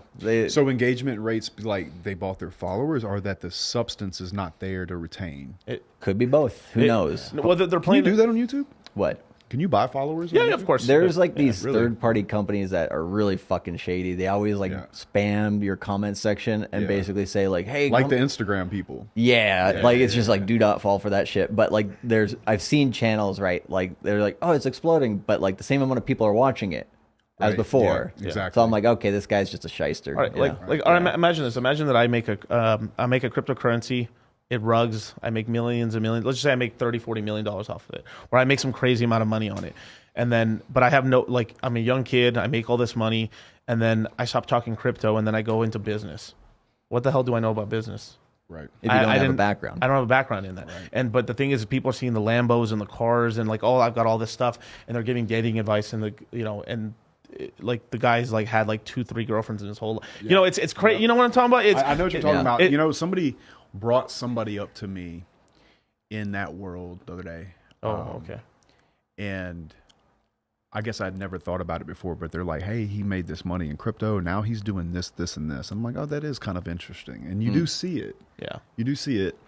I mean, there are some people you could call like Renaissance men, right? Who like course, are of going to course. become proficient in a lot of different categories, right? Yeah. But it's not the majority of people. Yeah. Right. Yeah. But, No, it but makes some sense. because I mean, I've dabbled in a lot of these places, but like I have more respect for a guy like he made his money here and he's still talking about it. Yep. If these guys were still talking about the crypto and stuff and they didn't go away, all right, good on you, man. I see you, man. You're Right. you're staying in your lane where you're proficient in. There's nothing wrong with making if I talk about crypto for the next 10 years, I might make a reaction channel if I wanted to, or I could Right. do a real estate show if I wanted to, but I'd still am doing my main thing. The weird thing to me is it seems like they just jumped ship into something else that that had nothing to do with what they're doing. And then on top of that, they're getting a lot of bad advice because like I'm hearing this. I'm a lot older than a lot of these guys, and I'm hearing what they're saying, and I'm just like, this is a bunch of bullshit. Yeah. Are they talking about crypto directly? No, they're not even talking about crypto anymore. They're talking about business and giving very bad business takes. I see. But the thing They is, get desperate in bear markets because they go broke. yeah, but they're giving this advice while looking cool. Like the whole thing is like we're not falling. Me and you, all of us here, we're not falling for like when we're on Instagram, we see some kid with the Lambo. We're like, I'm on the private jet. Like I don't care. We already have money. Like everyone here has money. We all go on private and stuff. Like the other day we were playing around with fucking like cars with fresh and shit. We're going in McLarens and stuff. Like we're not impressionable like that. Like a 19-year-old kid and stuff. And they're falling for the shit hook, line, and sinker. And that's not even where they made their money. Right. I get it. I get it. LARPing can be profitable online for sure. Short term. Yes. Short term. Yes. I've seen so many people in business like they think they can get away with that shit long term. Always comes back to bite them in the ass. Yeah, I would say though, how many times do you need to make 40 mil? Yeah. Well, like those dudes. Yeah. I mean, short term, but they can disappear off into the sunset too. These guys. That is possible. Yeah. Especially on like the NFTs or whatever you're talking about, rug pull. Yeah. I don't even understand truly how rug pull works. I'm assuming you sell and don't tell anybody. Is that? It's basically so. There's two. You hype it up and then sell it. Yeah. There's two ways. There's the NFT side where basically you hype up your NFT launch. You launch your NFT. Everyone buys your NFT and then you just walk away and you don't. You just let the community kind of talk to them and then it just fizzles out. And you walked away with all the money. Right. A rug pull for a coin is you launch a token, you get the price really high up, everyone's buying it like crazy. You as the founder start dumping your wallets because you have so many coins, you just keep extracting money out of it. And there's two types of those even. There's a guy who ends up having it and he just keeps selling into it at a slow pace and just keeps extracting money for as long as he possibly can. Where another guy he sells all his coins and just lets it go to zero right away. So there's like the slow burn method and then there's the quick money and stuff, and there's a lot of people getting mad at that. And that problem is like the second one, it's okay for a founder to sell some coins to make some money. Of course, that's fine. Yeah, I get it. Yeah. But there's people that kind of equate that with like rug pullers and stuff like that. But there's are they still working down the line to continue the project they originally built? Are they going towards their vision? Kind of goes back to your other question originally, which is like who do you know that you can trust, right? And it's like. You don't know, but you have to, make these educated guesses based on this information. For the guy that pulls it out slow, as long as he's continuing, let's just call it the GDP growth of the business, then he can pull it out as kind of profit. Yeah, of course. Yeah, and there's nothing wrong with that. Well, that's taking care of the community, right? Like you're essentially, there takes work to do that. Right. In order to get because you're spreading the wealth, right? Everybody's going up. It's when he stops working on it and then slowly pulls the money away, and they don't know that there's a cliff at the end of it. That's where projects. I'm not working anymore. Correct. Yeah, and there's a lot of projects that would have survived if the founder just kept working. And this is the problem. Like one of the biggest things that right before we had this whole thing with right before I would say okay, so you know how podcasts got very big with like Joe Rogan and stuff, right? Yeah. So right before that, there was the bloggers, guys who just did these giant blogs and stuff on these like Tim Ferriss and shit. That's exactly what I was Tim Ferriss. I love Tim Ferriss, dude. But he did this one book, 4-Hour Work Week, got him really massive, and this brought in this gigantic this horrible mindset that it was bad. Yeah, and even he says like, I fucked up on that shit, man. Yeah, well, and the thing too is you got to think about him is like this is a very intelligent man, Tim Ferriss, like hyper intelligent. Oh yeah. The normal dude, that's just going to make him lazy, bro. Yeah. And he's also very efficient and he's very calm. He's probably very focused. Tim Ferriss is the perfect guy. He probably does pull that off. But still. Well, and here's the thing with any of those types of things, right? Like sales methods or basically ways to build a business or whatever, right? They work for some people, they don't work for everybody. And everybody kind of finds where their gray areas, where their line is, right? Because there's never a clear cut, area where it's like, okay, this is the best method to do this and that type of thing. But I think the people who try, right, like go and see, okay, I read this book by Tim Ferriss and I listen to the other stuff. Maybe, nobody's 100% correct on anything, right? And then you go and talk to, Grant Cardone, you go and talk to, whoever, right, out there, and you just collect all this information. But that's what people are bad at, is sifting and finding the golden nuggets. Right, and really taking the good pieces, but the two biggest jokes I've ever heard. I mean, I believe some of these when I was younger and stuff, and like now, I'm 31 right now, and like their total lies is the first one is passive income. That's an absolute lie. It's absolute lie. Like even in real estate. Yeah, it's work, especially in real estate. I mean, you have to. I mean, there is. I say real estate's probably the closest you're going to get to a real passive income, but you have to put a lot of work, a lot of systems, and it's a ton of money investing into it. I mean, by the time you actually just chill back and sit back, like even guys sitting back on a huge real estate portfolio, there's still a lot of maintenance with it. There's a lot, man. So you have loans coming to maturity that you better be fucking paying attention to. Or a 1031 exchange and you had a deadline on that? Yeah, exactly. If you decide to do a 1031. Exactly. But there's property management, there's tenant screening, there's all these things that are going on. There's expenses, there's inflation, there's making sure the rents stay up with inflation. There's all these different things. You're managing a portfolio at that point. It's definitely not passive. Now, I will say this. I think that two things happen to the guys that stop working on their project. And it could happen at any point. Number one, they get comfortable.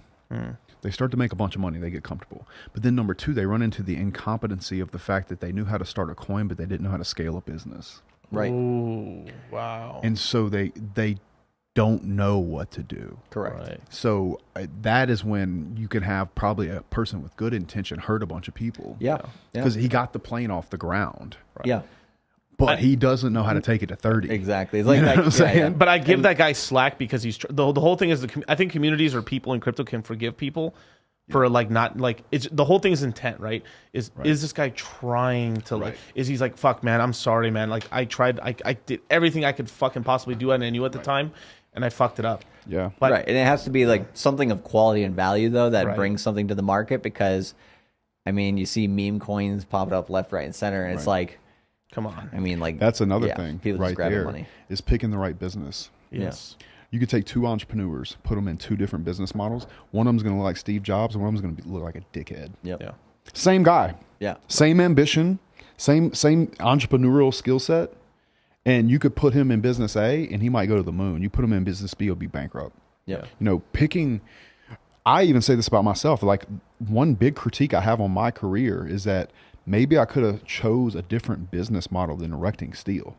Right. Like there's better models, right? You know what I'm saying? Yeah.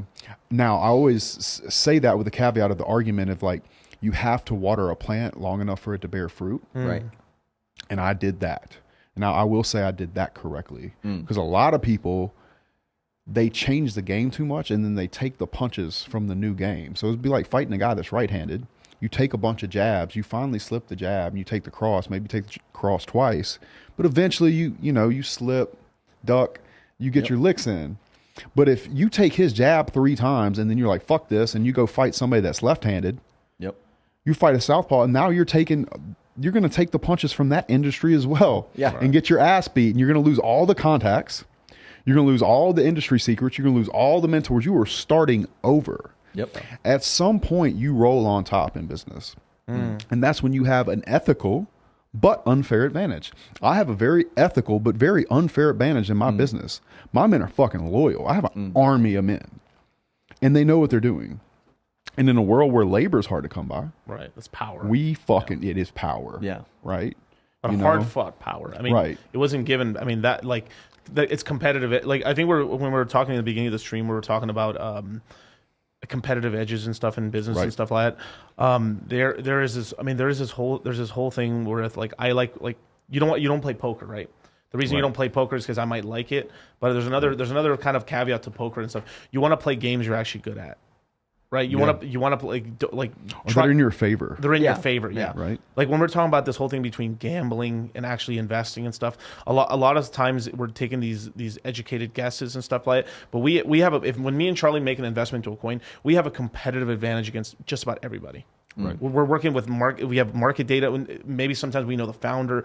Maybe we know some background stuff, and we've done research over time. But when we're making an investment, or if some people would look at it as a gamble, but to us it's an investment because I have we a understand it. Yeah, so I'm like when I put money into this coin, I am fairly confident I've got a 71% edge on the house. Right. When you invest into with someone like now, someone just randomly into the crypto space outside of maybe Bitcoin and Ethereum, because those are very easy. Those are the ETFs in a way, right? The house got the edge, major edge, and Absolutely. then the edge may be even with prices going up, the guy might not know when to sell. Yeah. There's so much experience that gives us an edge. This is why I'm not trying to talk shit here, but usually I have 1 out of 8 projects I invest in go bad. That's a very good track record. Right. Very good track record. The rest of them do pretty good and stuff. So, but that's just from like being in my industry. It's the same thing with you. If you were investing into another steel company, like you have a huge edge. Well, in the picking up framework to be able to take advantage of that essentially is, why do universities tend to be 2 to 5 years in terms of how much you're going to spend time there, right? It's because that's how you master something. You have to spend that amount of time. You have to struggle. You have to sweat for it. If you want to become a master at it, you can, after 5 years, add another thing of mastery onto that, like a module, right? And then you get a lot of modules over your 20-year career, and then boom, you have your empire. Absolutely. If that's what you I want. completely agree with that. And that's kind of the point I was looking to make, is that there's a story. It talks about this guy. He has like bamboo or whatever. And he decides to water each one of the bamboo equally. And none of them ever grow to any kind of substantial, so it couldn't create like the proper root pattern or whatever. And that's how I feel about my first business, is I watered that bitch until it bared fruit. And I take the fruit and I put it in crypto, or I build another business, or I buy real estate with it, offset the tax, or whatever. And so I think that's one thing that guys get discouraged, and they switch, and they never get starting a business. I'll never forget this example I heard, and I think it's very true. It's like trying to get, you go to the mall and there's the what's that thing where the kids on merry-go-round? The merry-go-round, yeah. So when you first start a business, it's like you slam into it and you're pushing, it's not moving. And then slowly it starts to move, and then you can kind of jog with it. But then it gets to a point where it's moving, and then you just step back and just slap that bitch as it goes by. Momentum. You know what I'm saying? Yeah. And so people quit in that real hard push part, because it's too hard, and they're going through all this pain, and they're getting fucking rocked, and they're taking that jab, and then they go push a different one that's built differently, and they take all the pain that goes with that one as well.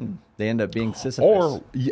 Or worse than that, they try to push them both. And you hear it all the time. Guys like, yeah, man, I do online marketing and real estate. What the fuck did you just say to me, bro? Right. I do construction and real estate, and I invest in crypto. But let me be very clear with you. I invest with crypto when that motherfucker calls me. Yeah, exactly.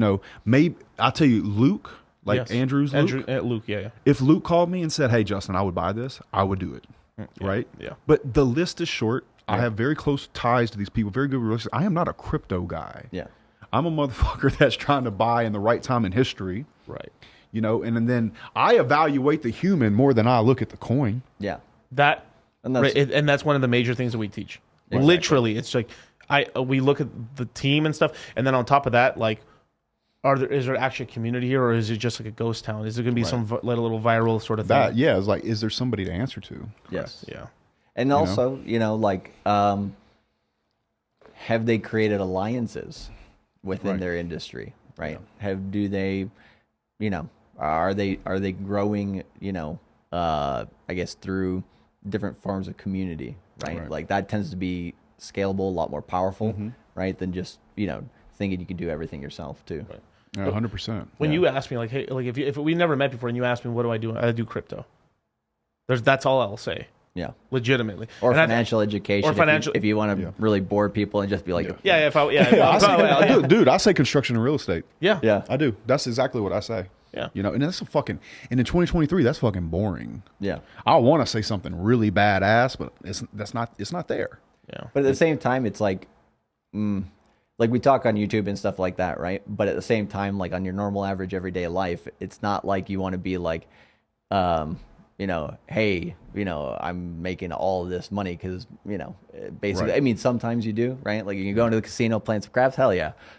But like, or, you're with a conference with certain types of people. But I think like stealth wealth is one of those things that I think is really, really important for people, because there's a lot of people who come into money real quick and then they talk too much, right? What do you think gets them? Do you think that they get asked to invest, or people have their hands out to them, or they just get, how does it go? There's a lot of different scenarios, right? But it's like, you get a lot of people asking for handouts. Yeah. Right. And it's like, people who ask for handouts of information, right?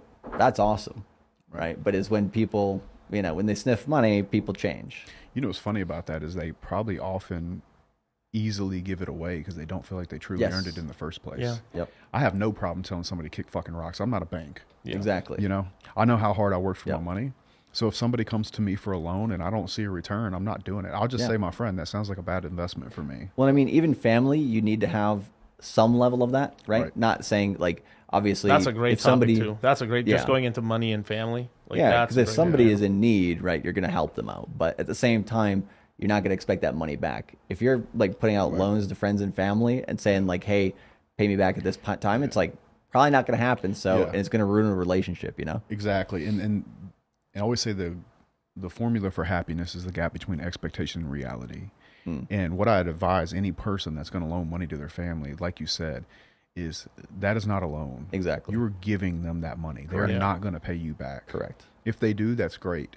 But don't even ruin the relationship or put a strain on the relationship by even checking up with them. Yep. They're not going to pay you back. Listen up, you guys. That is so freaking important, man. You're not. Yeah. I mean, there's people like I don't know, what's his name? The guy from Valley Tainment, Patrick Dave.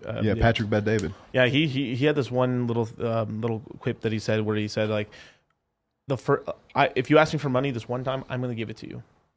After that, don't come to me about money anymore. Bruh, I'm going to tell you right now, I've loaned every one of my siblings money.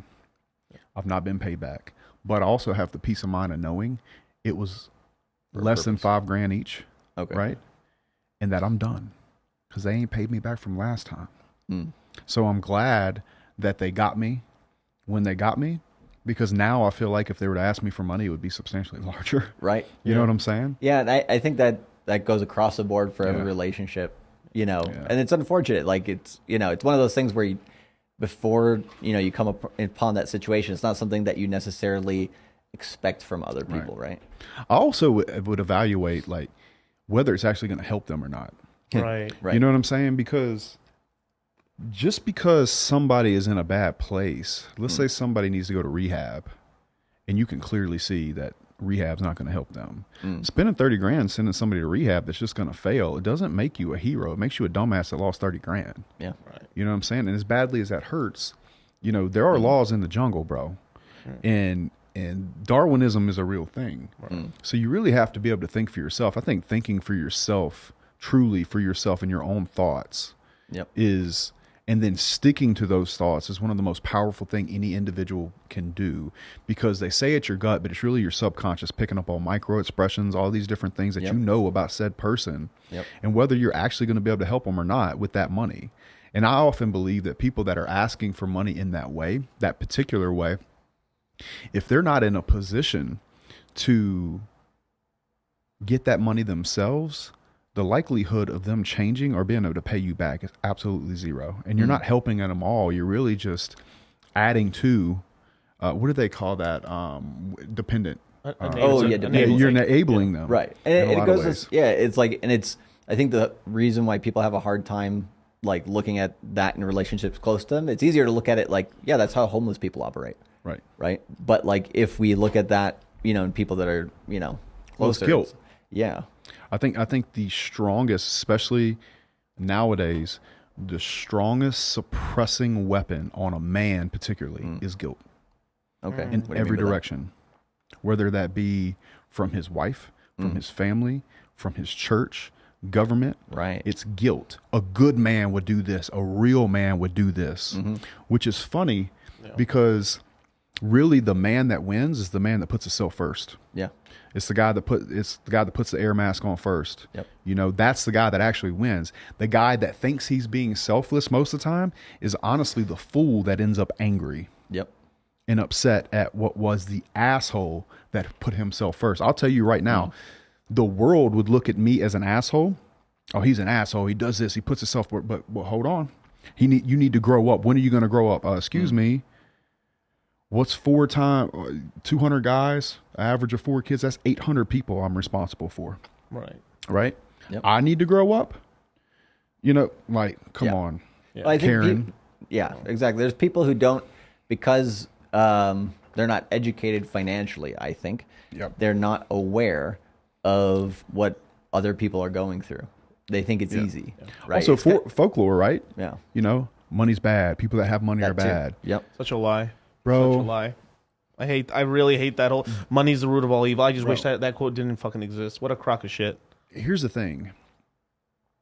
Nobody can get to any level of wealth or riches or whatever by fucking people over all the time. Correct. They can't do it consistently because then they get a reputation. Then there's a trend connected to that person that does not allow them to move forward and be successful. Right. Yep. Some of the best people I know, and even I can say this for myself, I have long-lasting relationships with people that trust me because I have not fucked them. Yep. Because if something went wrong and it was my fault, I ate it.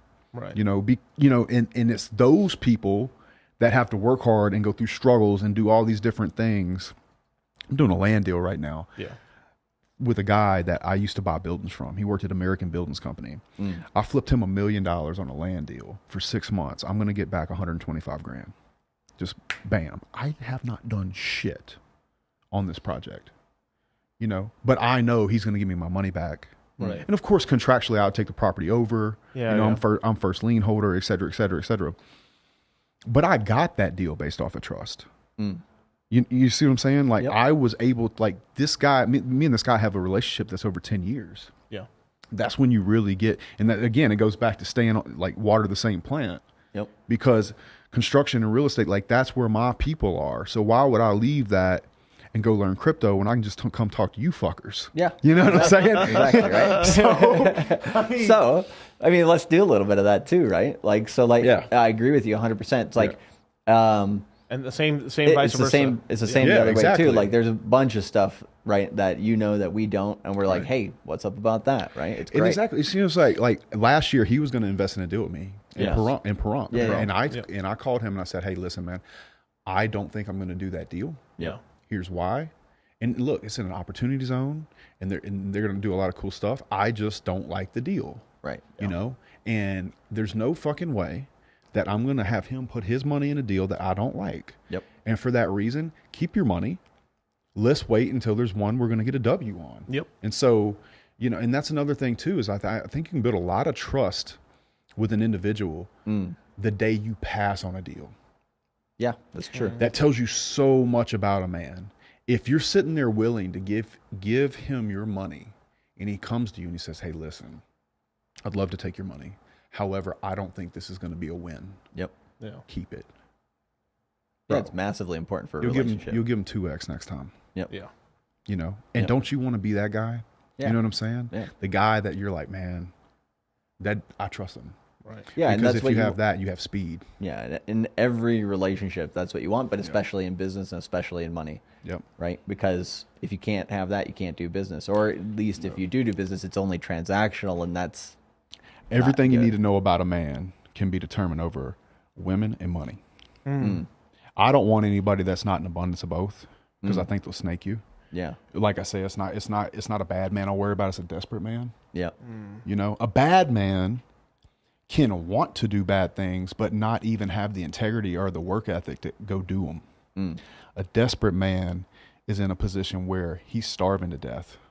Flailing. Yeah. Yeah. And he'll do anything to survive. And that's what I find to be more dangerous. There's plenty of bad men that never hurt anybody because they're too fucking lazy. Yeah. There's plenty of desperate men that, X'd people because they had to. Yeah. Kind of like a cornered animal. Right. Yep. And that's why I think ethics are so important, like personal ethics, like in who you are, because what happens is you go from being a bad man who's lazy that transitions into a desperate man. Right. That is dangerous. Okay. And so it's over time not doing the shit you need to do where you have to be like, oh man, I could have learned crypto. I could have learned how to invest in Hex, or I could have watched, these guys' shows and learned how to place my money correctly, but I didn't because I was kind of lazy. So now I'm going to create a product and rug pull it. You see what I'm saying? Yeah. Because he had lack of ethics to do what he was supposed to do. Right. Yep. And build the competencies he was supposed to build.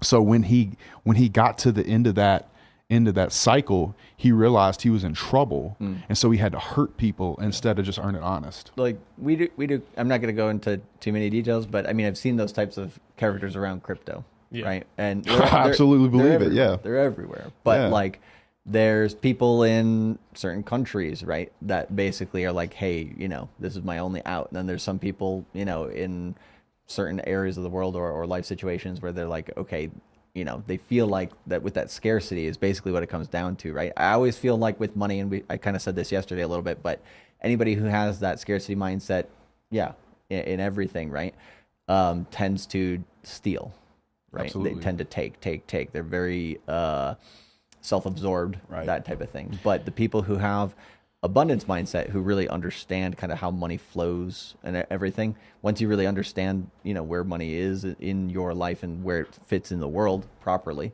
it's kind of like magic. You can do a lot of things with it, and then you don't have to worry about, the details, right? And like, I think a lot of people, they just tend to do that too much. And it just, I think with the internet, it's easy to do, so a lot of people do it.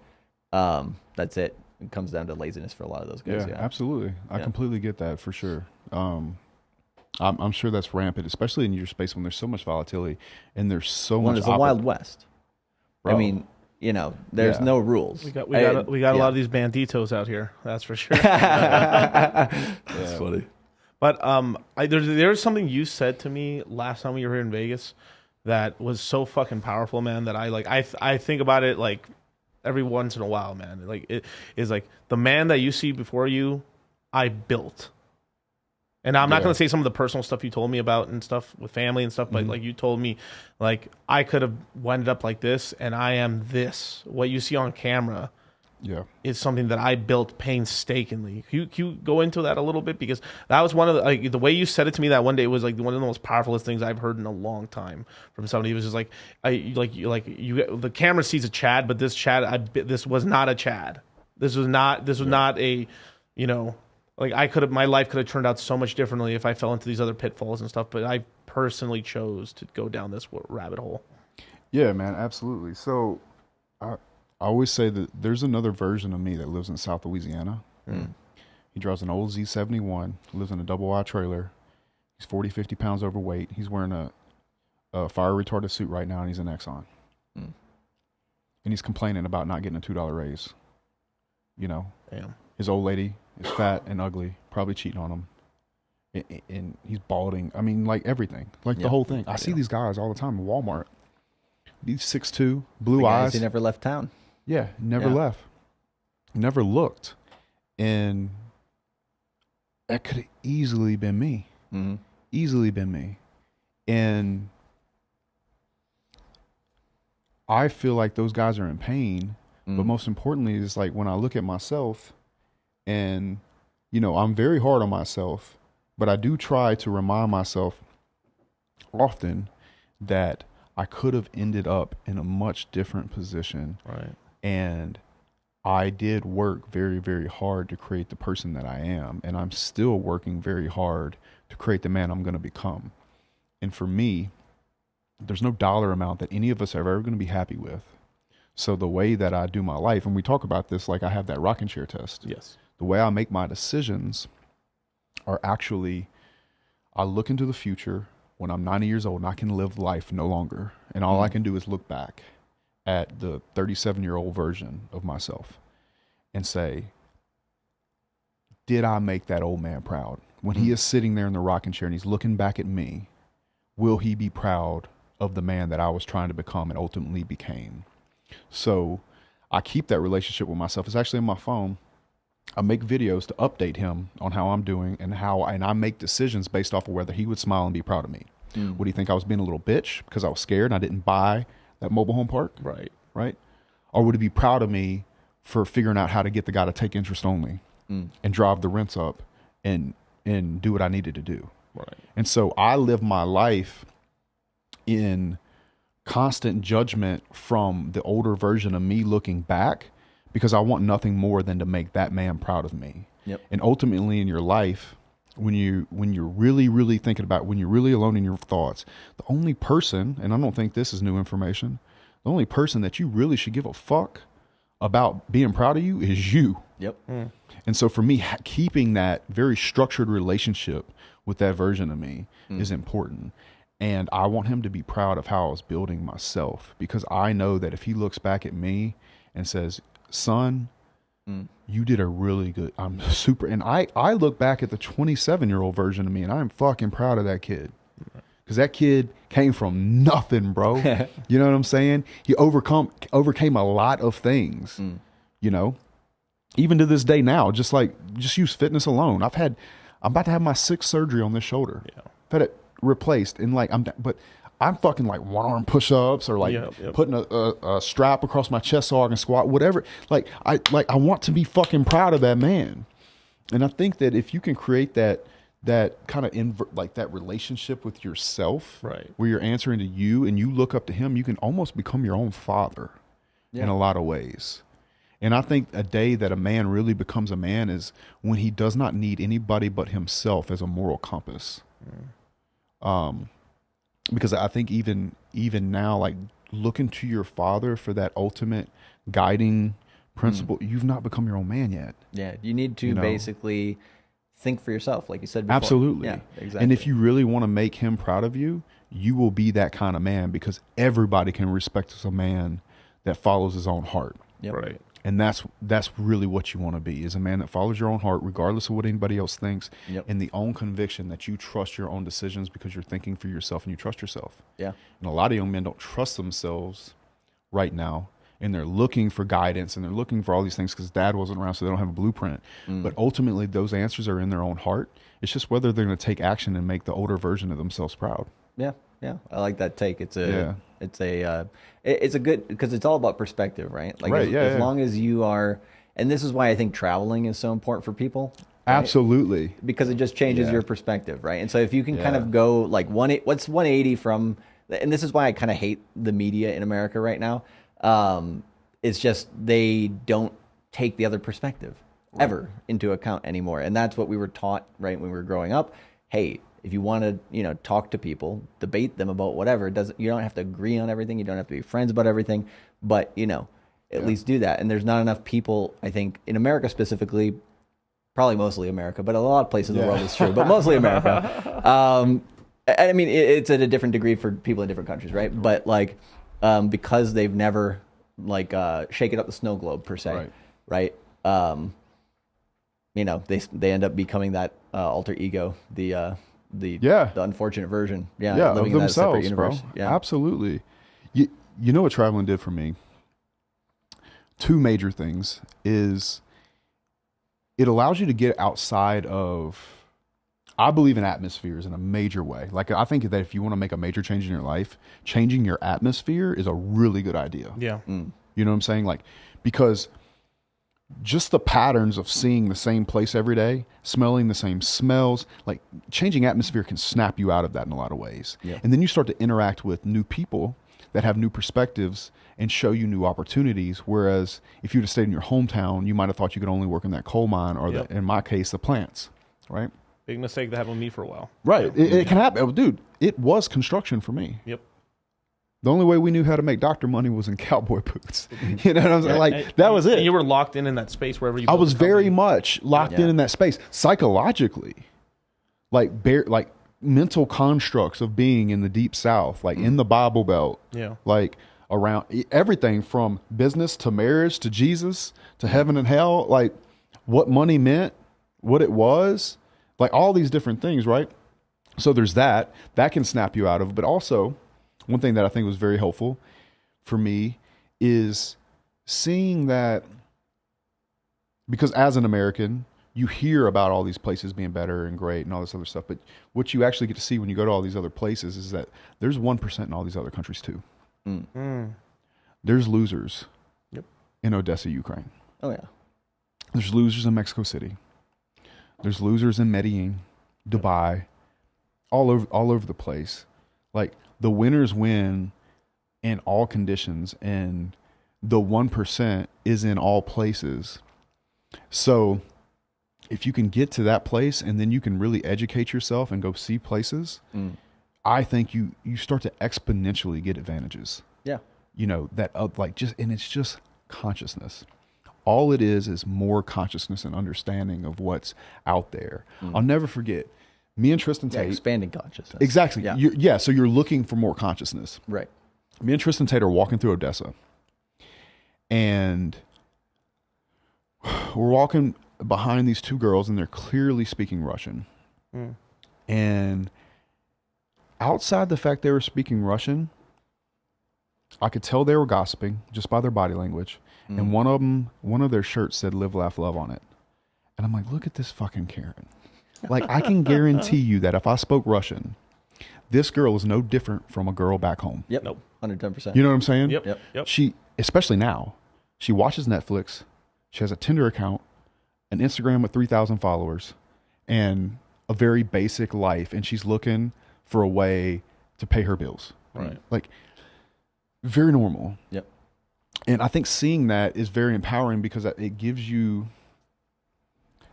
not only consciousness, but the understanding that if you really educate yourself and get good at things like crypto or whatever it may be, you can really do some incredible things in your life and go see the world. And you could have a house in another country, or you can go get citizenship somewhere, a residency, or do whatever. And I really agree with traveling. I don't particularly agree with leave your hometown right away. I think start a business. There's plenty online. Well, you can learn a lot in your hometown that you can leverage in other relationships later. Right. Because even if you're, like you said, you might hop out of town and you might not have that network, but you understand how that network works on a small scale. And then when you go out and you're doing this in, at whatever city in the world you want to do it in, then you're like, it's the same process. That makes perfect sense. Concept. You start seeing the patterns. Exactly. Yep. But this is one of the big things too. Like I think we were talking about this last year before we made. No, actually, this was in 21. Actually, when we were talking about this, when we were, I was telling you that I was either going to move to Vegas or I was going to move to Miami, and I was telling you because I had to do a change. I had to get because we were streaming. I was streaming out of the same place where I was basically within 50 miles of where I was born. You know what I mean?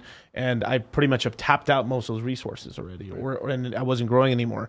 And almost Miami. almost went to Miami. I was lobbying hard. For lobbying hard. He told me about that. Yeah. I'm still lobbying. Hey, I mean, Miami. Like, we may get a just vacation maybe home, Miami. Another one Fuck here. you, in hey, Vegas. bro. You want to come to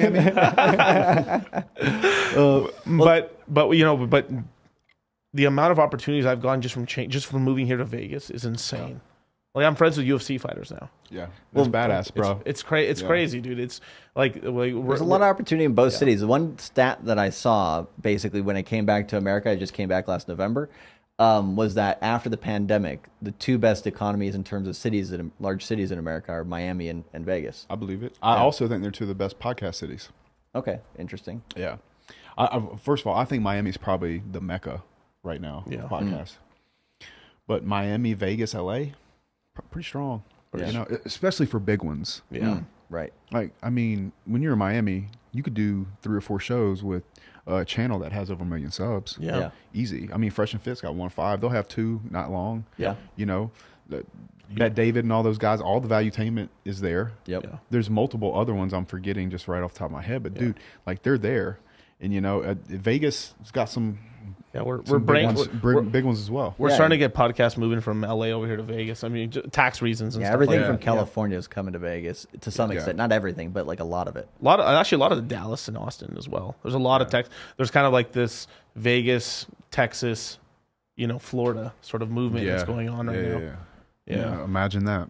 Imagine that. So man. Yo, man. We're gonna. So anyway, one right before we sign off and stuff like that, man.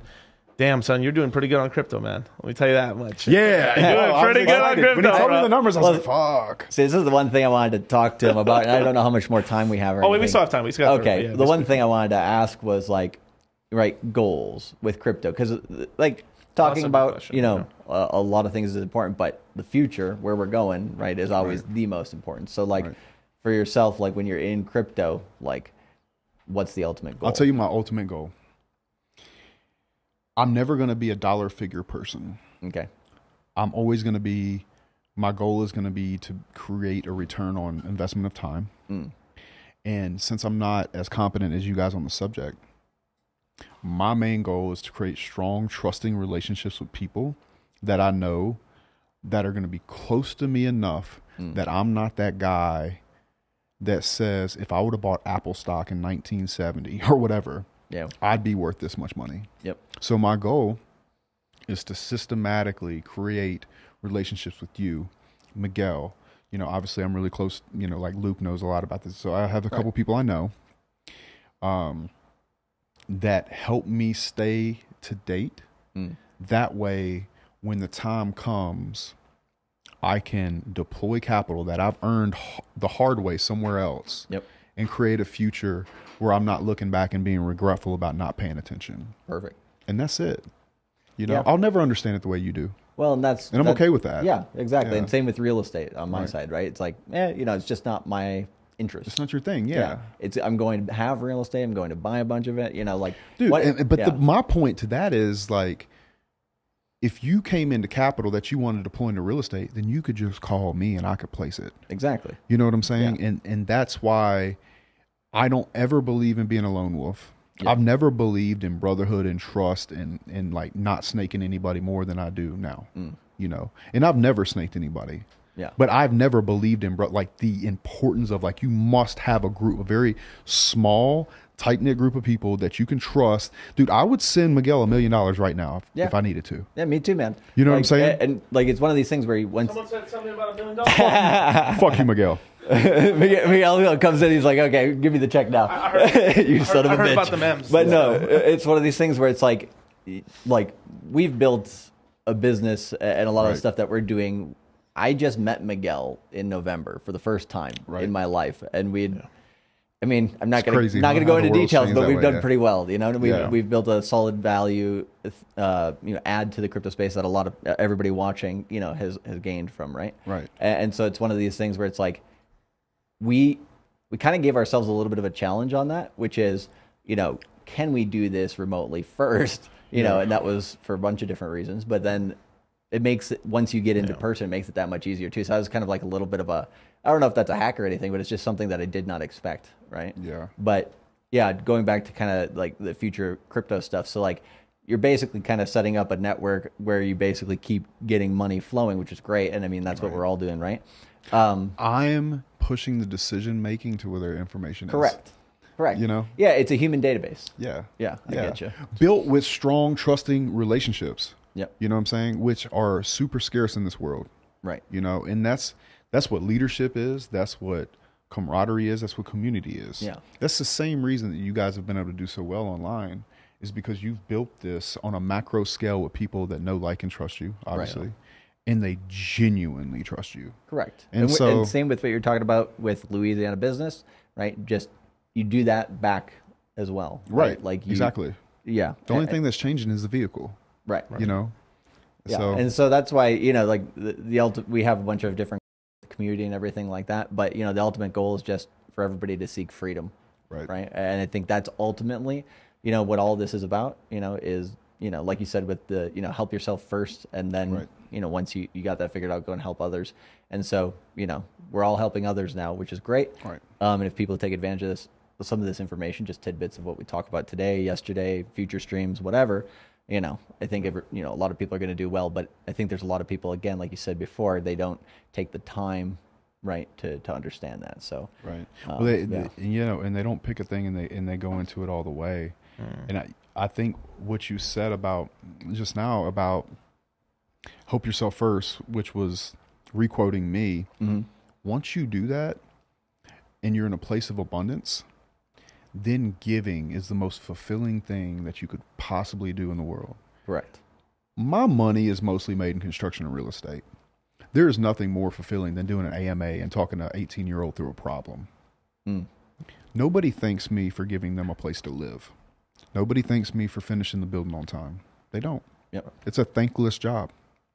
It's a very profitable job. Right. You know what I'm saying? It was the same with recruitment when I was doing that. I mean, people don't want to deal with you to some extent sometimes, like in some businesses, right? Like, for you guys, I would assume, and I'd almost guarantee that I know you love the excitement of making money. Yeah. But the feeling of knowing your guys made money and you change your life So much better. is so powerful and fulfilling and makes you feel good.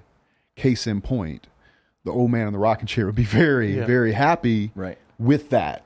to sit back and just to think, dude, I changed a lot of lives on my journey. Yeah, I well, like helped you a said, lot of people. the first time in a business that you realize that you're taking care of multiple people, right? In your Yeah. case, you're talking about a few hundred, Yeah. right? When you like, it's a little bit mind blowing, right? Yeah, that, it is. But like once it like basically, you're like, okay, you know, it's something like, you just got to be very careful with it. But as Right. long as you like treat it properly and you're thinking about it from that old man perspective, I like that Right. idea. Yeah. Yeah. Then you know.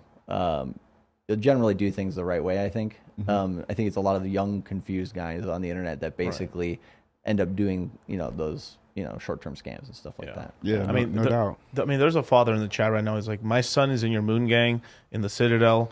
I was one of the ones that told him he was mad and his money was going down the drain, and now we're in it together, flying to the moon. Thank you. Nice. That's in the That's chat. bad That's boy. Beautiful, man. That's a That's bad father boy. saying like, man, I was wrong. Yeah. My son was right. Right. And beautiful too. I mean, like we have a lot of people like we have a lot of like mother daughter, father son, Yeah. uncle nephew in like relationships and stuff happening on and stuff because it's like wow, this is the beautiful thing is like it's a family, man. We literally Yeah. build it up and stuff, and then we tell people, you know, like. We show people how to onboard people as well, you know, like over time. You know, once you get in the space, I think a lot of people come in a little too hard. Like they're too salesman-y with it sometimes. Right. Like you need to show. I mean, people want to see success or want to see you do well first before. I mean, that's the best thing in the world. Yep. Now you start making money in crypto, then everyone around you wants to start making money in that space and stuff. Right. And it's beautiful. Same thing as when you start making a lot of money in real estate. How do I get into that, man? How do I do that and stuff? Right. If you guys haven't seen Justin's channel, he has the best AMAs. Like, oh my god, you get some of the craziest. I mean, I know you get tired of the girl questions. But it's not that. It's like I think we'd all agree that if you work on yourself, that girls are gonna just come, you know. And I think, you know, I actually have a lot of pickup guys like make hit videos on me. Okay. Really? Yeah, They would waste time making like a hit piece on you. Yeah. They have a bunch of them. I'm cool with it though. I'm cool Yeah. with it. Like I have no hate in my heart for those guys, but I can't emphasize enough that I don't teach guys how to get women. I teach guys, like I try to help guys. I don't even teach guys. I try to help guys become the man that women want to be with, and that's it. You know, and it has nothing to do with getting women at all.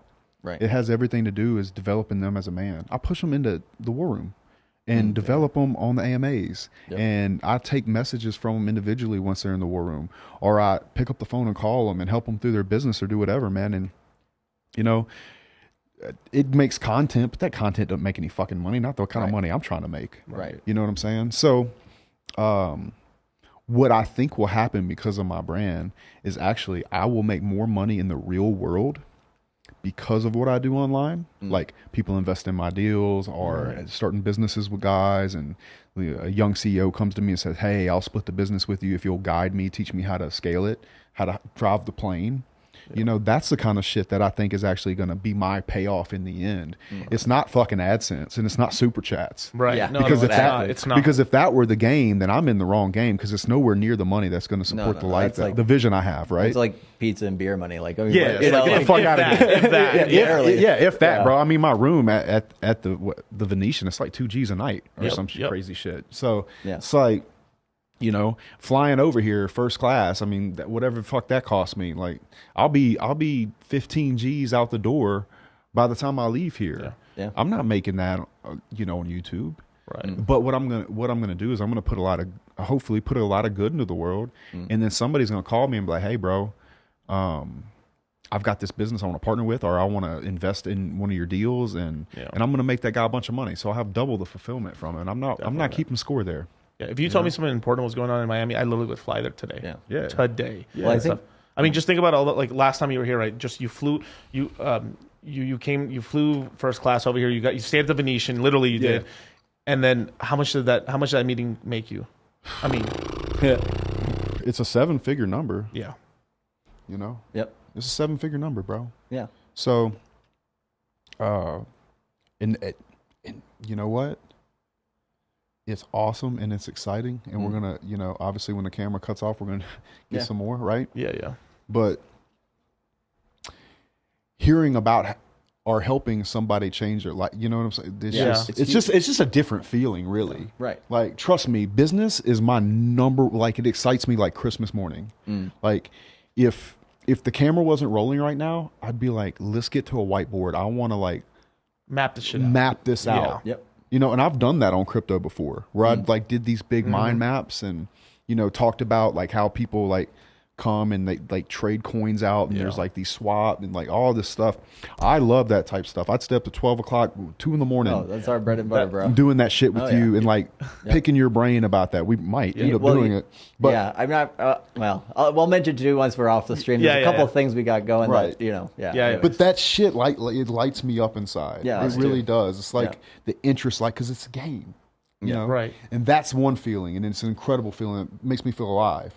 The wholesome, like good for my heart feeling is when I get those messages like the ones that you just got. And I might get 100 a day. Yeah. And those, dude, I just screenshot them and save them. Yeah, well, and because like... I obviously answer them, but like I keep, of course. I keep them for the rocking chair. On the internet, there's a bunch of assholes that basically like, I would say like, they're louder than your proponents to some extent sometimes, right?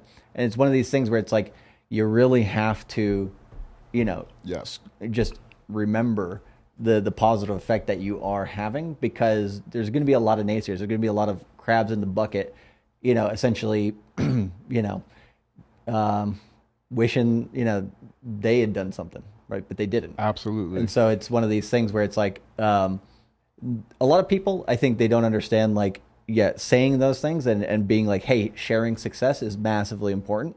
And networking through that is massively important, right? And I think we try to get our guys, you know, be like, hey, network as much as possible. We have meetups where like, hey, everybody come together and like super important, swap numbers and everything, because you just, it's like, I don't know, shaking up the snow globe again, but it's like, you don't know how that's going to end up, but you know, if everybody has that same type of mindset, it's going to end up in a lot of like new stuff that's probably going to benefit everybody. I'm gonna get you. I'm gonna get you to the event. Right. Yeah. We're gonna throw after Pulse launches, we're gonna throw a huge networking event here. We did one last year. It was the first time we ever did it. We rented out like a 3-story mansion. It was a fun party. It was a party for the whole weekend. But the amount of things and relationships that came out of that was insane.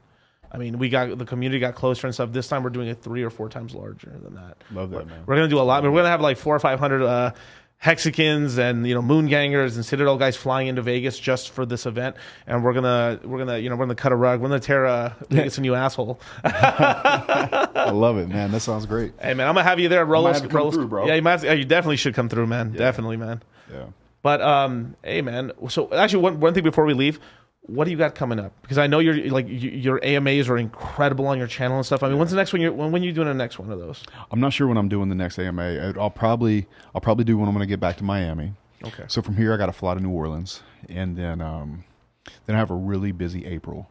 So we'll probably shoot some stuff in Miami, but then I shoot over to London. I'm probably going to do Pearl. Okay. And a couple of podcasts in London. Pearly things, right? Yep. Yeah, shout out to Pearl. Yeah, good girl, man. Hard-working girl. She's coming here in April. Yeah. That girl, she works hard. Yeah. And then there's a War Room event in Spain that they're putting on, that Luke Barnett is putting on in Spain. And obviously I love Luke Barnett. Anybody in the War Room, you know. So I'm going to go speak at that, fly over there and speak at that. Then I'm going to hop over to Dubai and probably do a show with Mike Thurston and a couple other guys. And He's a great show. Yeah, bro, good. Dude, I think I don't know him, but seems like a very, very solid guy. I can just tell by talking to him in WhatsApp, man. Just solid dude. I'm looking forward to it. He had one of the realest interviews I've ever seen with him and Justin. I mean, not Justin, forgive me, Andrew and stuff. Where they were in Dubai and they were like boxing and stuff. I mean, he brought out something that like the teacher out of But it was incredible. So I'm gonna do that. I'm gonna check on the house. Yeah. You know, make sure everything's going well with the house, man. I'm excited about that. And a couple other things I got going on in Dubai, and then I'll shoot back to Miami and just keep plugging away. So, you know, I'm gonna have to get that trailer park closed.